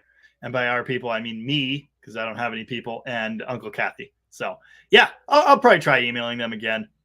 But yeah, he drops into my live sometimes. If he just happens to be out there listening, you can always email me at deaddodgegarage@gmail.com, which is the thing that I have now. And remember, skydiving without a parachute is a once-in-a-lifetime opportunity. Steve Ash is here and says, can we talk about me now? Yeah, we can. Every time I look at that 69 Charger in the shop that has Ash and the license plate number, I think about you. That's all I got. Lovejoy says, I'm glad. I did say when Lovejoy got here, right? I almost feel like I missed it, but he commented and said, I'm here. Anyway, Lovejoy says, I'm glad I made the trip up there to see Grandma, but boy, am I not going to do it on my bike again. I have done one motorcycle road trip. I was 21 or 22, something like that. And it was on my... is that a CR 750? No, not CSR 750 twin Kawasaki 1979. It was okay. It didn't ruin my back, but it wasn't amazing. Anyway, good times. I don't think I'll be doing any more road trips on motorcycles probably ever. Okay, Hank Reardon says, I've never seen a 318 had a part that had 202 valves, but I pulled apart a 72 that had 188s. Okay, yeah, that makes more sense. I think the 202s were gone. My Demon heads don't even have 202s. The J's are the smaller valve size. It looks like the quality on the stream suddenly got crappier. I am getting the Wi-Fi thing, so hopefully you guys can still see and hear me. My daughter's still crying slightly. Are you all right, V? Are you pouring blood anywhere? No? Okay. Maybe you should take it easy for a few minutes. Maybe you should have a popsicle. That might fix it. Okay. Do, do, do, do, do. Dan's at a birthday party. It's great editing, though. Dan Tupper is. And Dan Berg says, don't forget to smash the like button, so please do that. Bell James says, standard ignition used to make a gauge sender for stock Mopar gauges, but this is a power wagon with a mechanical oil pressure gauge is what he's talking about. It's, you know, so he was just asking if it's special fittings and such. I don't know. I do not know. And Caitlin's worried about you. She sent a frowny face. She hopes you're okay. That was a hit and run accident. It absolutely was. That was crazy. Really? Timothy Russell says, speaking of haters, MRE is no more. I'm going to go double check that. Just for science.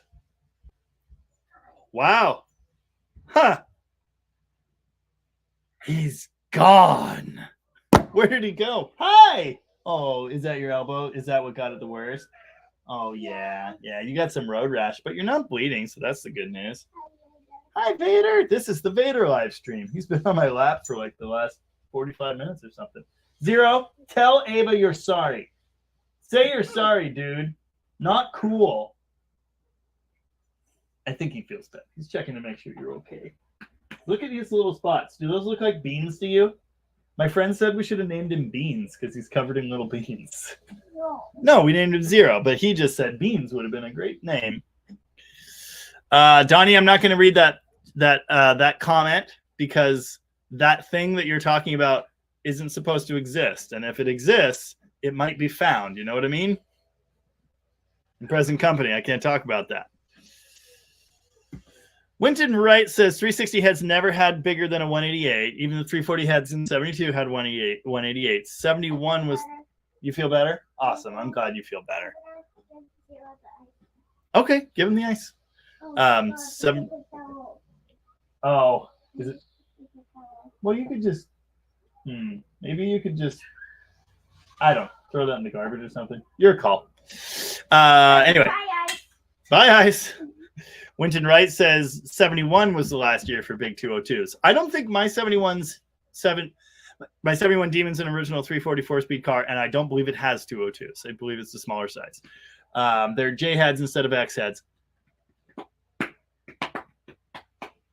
And I believe all J heads are the smaller valve. JMR says, and remember, you...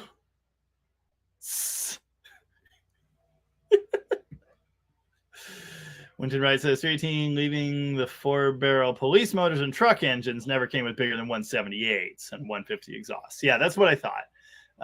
They're the wee little valves. I know the cap engine's got the truck head or the 360 heads. I didn't know there was a truck engine like that. That's interesting. But I certainly don't know everything. And if I ever made it sound like I did, that was a lie. I'll put this up on the board, though. All right, she walked away. Have a popsicle, but don't you dare touch my damn ice cream sandwich. Okay,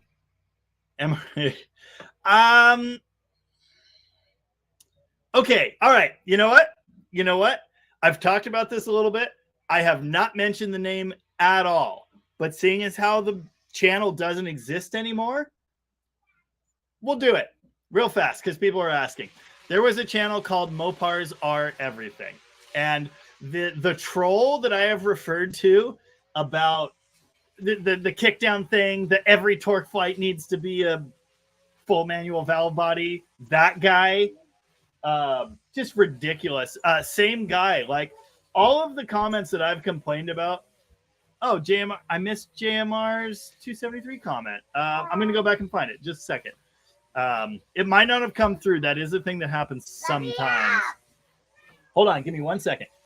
Anyway, that guy has been like the troll. Like every comment I've ever complained about almost was from that guy. The girls are here now. Anyway, I made the kickdown video, which is something many people have asked for. And he made a video calling me, what's a 727? Calling me out and saying that every torque flight needs to be Manually shifted. Kickdowns are for losers. Why would you ever have that? Just stupid.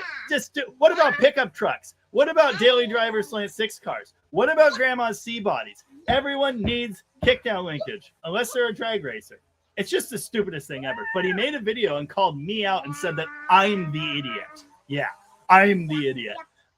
Then I dropped into his comments, which was dumb, admittedly. Don't feed the trolls. I dropped into his comments and said, I'm super proud of you, buddy. Trying to, capitalize on my success. I'm super happy for you, and I hope it works. He made fun of my... sorry. In the same video, he lodged many personal attacks against me. He said a lot of just absolutely disgusting things. Anyway, he's gone. Everything's right in the world. Yeah. All right. Come here, AJ. Come here.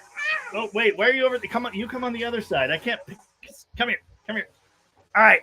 This is Ava, and this is her twin, AJ. Her very best friend, and we're very happy she's back. Usually she just makes that face, and sometimes she waves like a weird NPC. Okay, go do your thing. Oh my God, do your wave.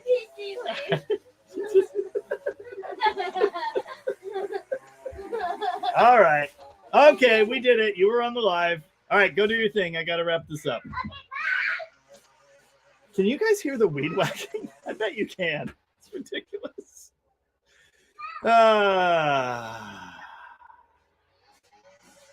Anywho, so that's what an MRE is.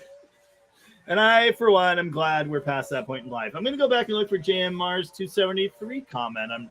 It certainly wouldn't be the first time I've missed a comment. It does happen. I apologize. But again, sometimes they don't come through. I saw your and remember. Oh, yeah. I missed I know why. It was between Greg Loy's 2 comments about his merch that was super late. That's what it is. I skipped from his one to the other and I missed those. So my apologies. And Dan Berg also said this. Yeah, okay, yeah. I see. I've read your comment when you dropped in and I didn't put it on the screen. My apologies. Anyway, JMR said, hey, all late tonight. It's fine. I'm late reading this. One of my hot rods was a 68 Dart with the 273 Commando. Nice. I love the 273. I think we've covered that a bit. One of my high school cars. Very cool. I'm all about it. I'm all in on that. Dan Tupper's headed out for the night and says good night all and good riddance to that person. Backwoods Performance says, what's a 727? Dan Berg says, I think I'm going to have a sandwich and call it a night. Good night, Jamie and everyone else. Good night, Dan. Take it easy. Best of luck. And we'll see you next week. Winton Wright said all 318 had small ports. Like you said, you need the velocity. Yeah. But those cop motors are a 360 head. They're a 360 head casting number, meaning they are the big port. It's the big port 360 head and the matching 4-barrel intake. So those police engines do have the larger ports. Only those. As far as I know. Someone else said some trucks had the bigger valves. I don't know about that. But yeah, those are literally a 360 head, ergo they have the bigger ports. Donnie said that. Kindness, humbleness, and good Mopar people win. Very excited about that. I don't know if the guy just took his channel down out of shame or if the many people in my corner on this one who allegedly reported him to YouTube had an effect. I don't know. But if it was that, there was a significant delay. Yeah. Good stuff. Brent Forte says, what about 6-pack cars? But what about 6-pack cars? Because I don't know. Or was that in regard to valve sizes? Because I don't know. XLMI is here and says, like the Brothers Barracuda revival, maybe you should trade all the cars back and forth to get them all done. That could work. See, he puts a car together, but then it's bad, and then I just get this itch that I have to fix it, and then I fix it, and then I'm fully expecting to own that Barracuda again someday. He had the Valiant for 3-4 years, I guess. Something like that. And he got his money's worth out of that car, for sure. Now it's lawnmower. Nice. Oh, we did that. It all comes back around. And good riddance to that person. Altair Fiddler says J had 71 340 had bigger valves. J had 71 360 had smaller. Okay, that's interesting. For some reason, yes, again, I just don't know. I just don't know those particulars exactly.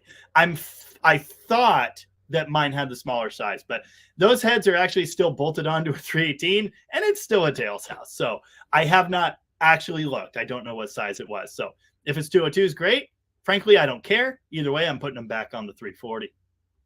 It looks like the lights have helped a little bit. The lighting out here still sucks, but it sucks less. I'll turn the screen brightness down a little bit. Now that it's time to go, you know, it's the perfect time to improve the video quality. Diana Mendez is here and says, I did not like his talk about you. Actually, it pissed me off. I'm with JMR. It pissed me off too, quite a bit. And I really, really thought about making a statement on the channel, but you just can't do that. You can't give them the satisfaction. Obviously, I wouldn't have mentioned the name. The things that were said, and because if you saw that video, you can't now, it's gone. Let us all be thankful for that. But if you saw that video, it's not even really me that I'm upset for. Because the things he made fun of my voice, fine. Not everybody likes my voice. It's a little different. That's okay. I've gotten those comments. I understand that. But, you know, just attacking me personally and in the doing, just saying some things that are downright ugly and beyond disrespectful. Just downright disgusting and vulgar, you know, exactly that. And just the fact that, again, it wasn't even an accurate statement about me, but just the fact, like, trying to weaponize that, like, that's what I wanted to say something about. But again, my channel's just not the forum for that, and I couldn't do it. Just know that I strongly disagree with everything he said. You can criticize me. That's fine, you know. That guy's probably built more horsepower than I ever have. He's probably got faster cars than I have. I don't give half a shit. That attitude is just ridiculous. Yeah, can we be cool? I feel like we can be cool. You know, we're all adults here. So yeah, I certainly didn't try to bury him, but I did sarcastically respond to his stupid remarks in several videos. Yeah, and he was also Uncle Tony's like number one troll. He needs professional help. Kind of have to agree. You bet, JMR. Apologies for the oversight. I never intend to do that. It happens again on this channel with certain exceptions, like when I have guests on and stuff. I do try to get to every single comment. So if I miss one, it either didn't come through or my entire brain farted. Either is possible. YT Viewer 127 says, thank you as always for the knowledge and entertainment. Happy to do it. Pretty much time for me to get out of here, folks. We're basically at the bottom of the comments. Oh, Diana says, literally with JMR. I thought that's what you meant. Sorry. JMI are sitting together and watching you. Great show. Thank you very much. Really appreciate that. Timothy Russell heard that YouTube took him down for hate speech. Yes! I hope that's true. I really want that to be true because that is absolutely what he was doing. And again, like, personal attacks on me. Okay, call me an idiot. Tell me I'm slow. Tell me I don't know what I'm talking about. Say I'm annoying. Fine, dude. That's fine. But that guy crossed a line. That's all. He crossed a line. And I'm certainly not the only channel he did that to. Obviously, again, Uncle Tony's #1 fan and many other Mopar channels. And I just don't understand that. Like, I just don't understand it. It makes no sense.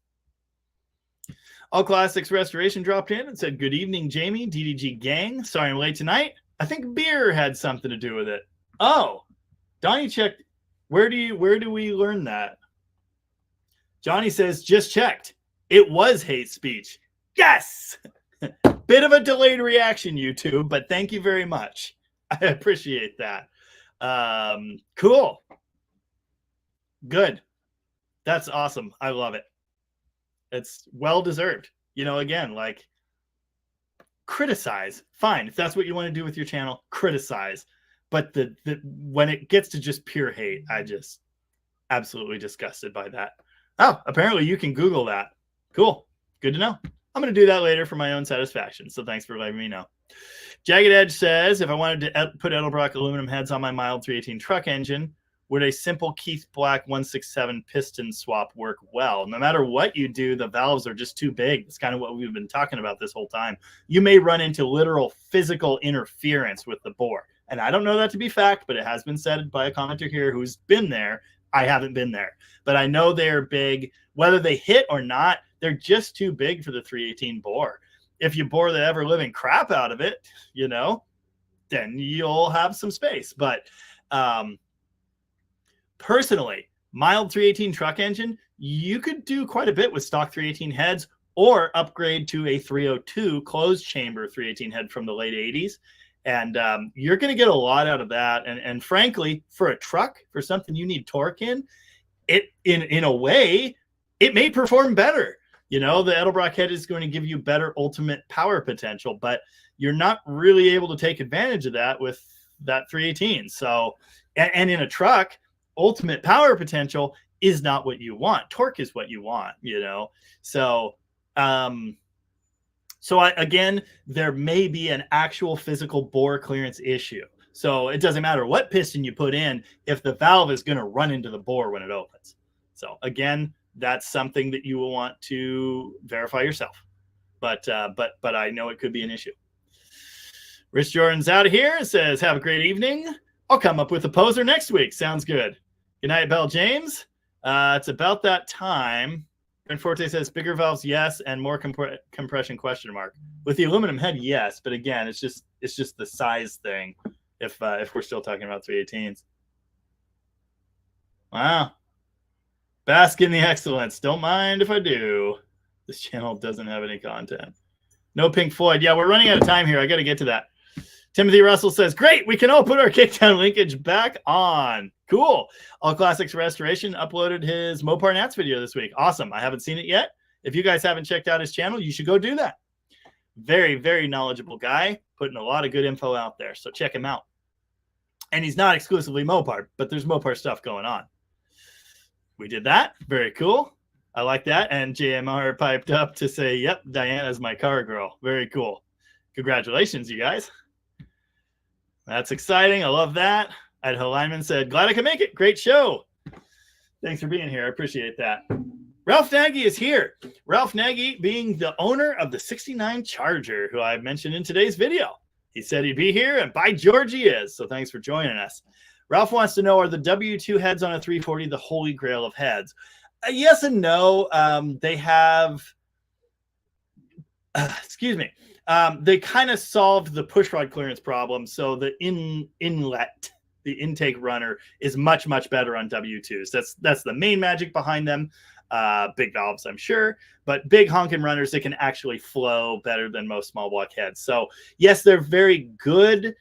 They also use other special pieces. They're also very expensive. Everybody wants them. You can get perfectly acceptable performance out of not W2 heads. You know, your Magnum headed 408 stroker does pretty cool stuff how it is.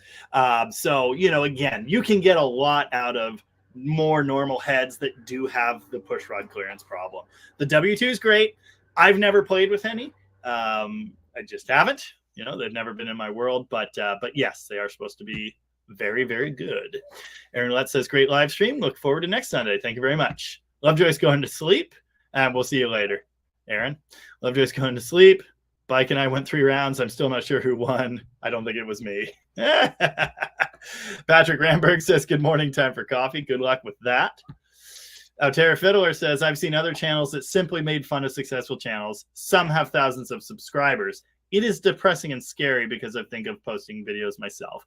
You know, that's the thing. Like, and you've seen it on this channel. I've talked about it a good bit. Like, people have things to say about you. You make yourself a public person, that's going to happen. And that just comes with the territory. It's part of it.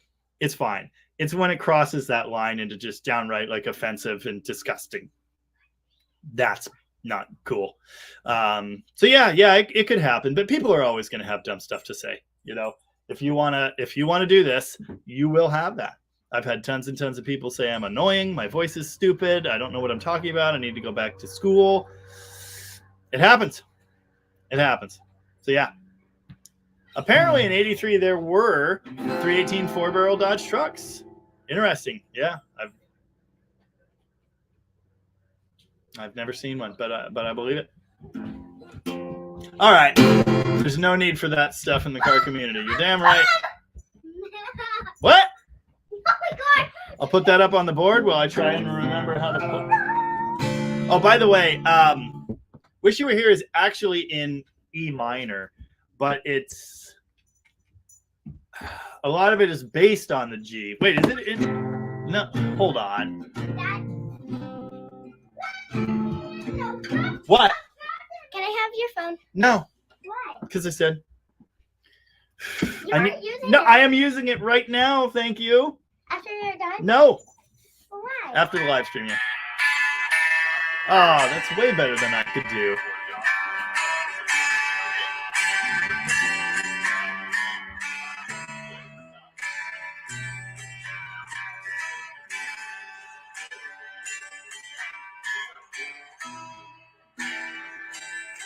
The right one. That's an E minor.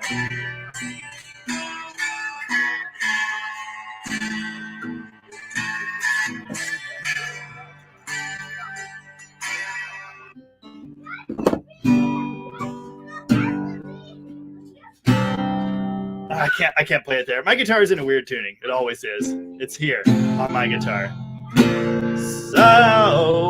So you think you can tell heaven from hell? God damn it. Do I really need the lyrics? I guess I do. It's a problem. It's a problem. Folding under pressure. It's messed up.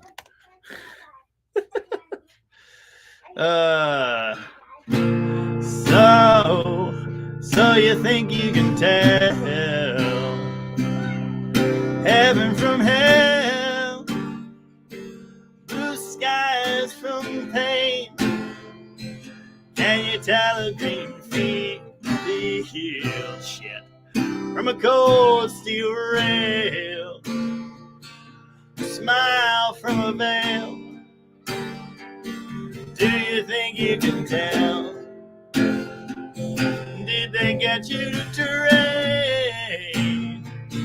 your heroes for ghosts, hot ashes for trees, hot air for a cool breeze, cold comfort for change? Did you exchange a walk-on pot in the wall for a lead roll in the cage?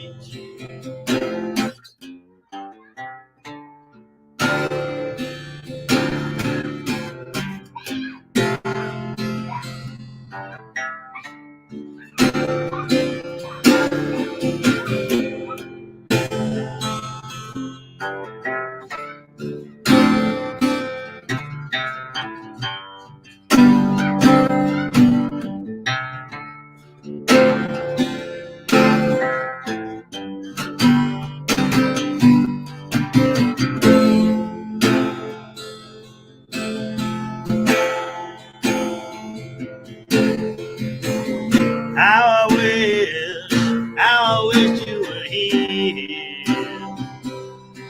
We're just two lost souls swimming in a fishbowl, year after year, running over the same old ground. How we found the same old fears. Wish you were here.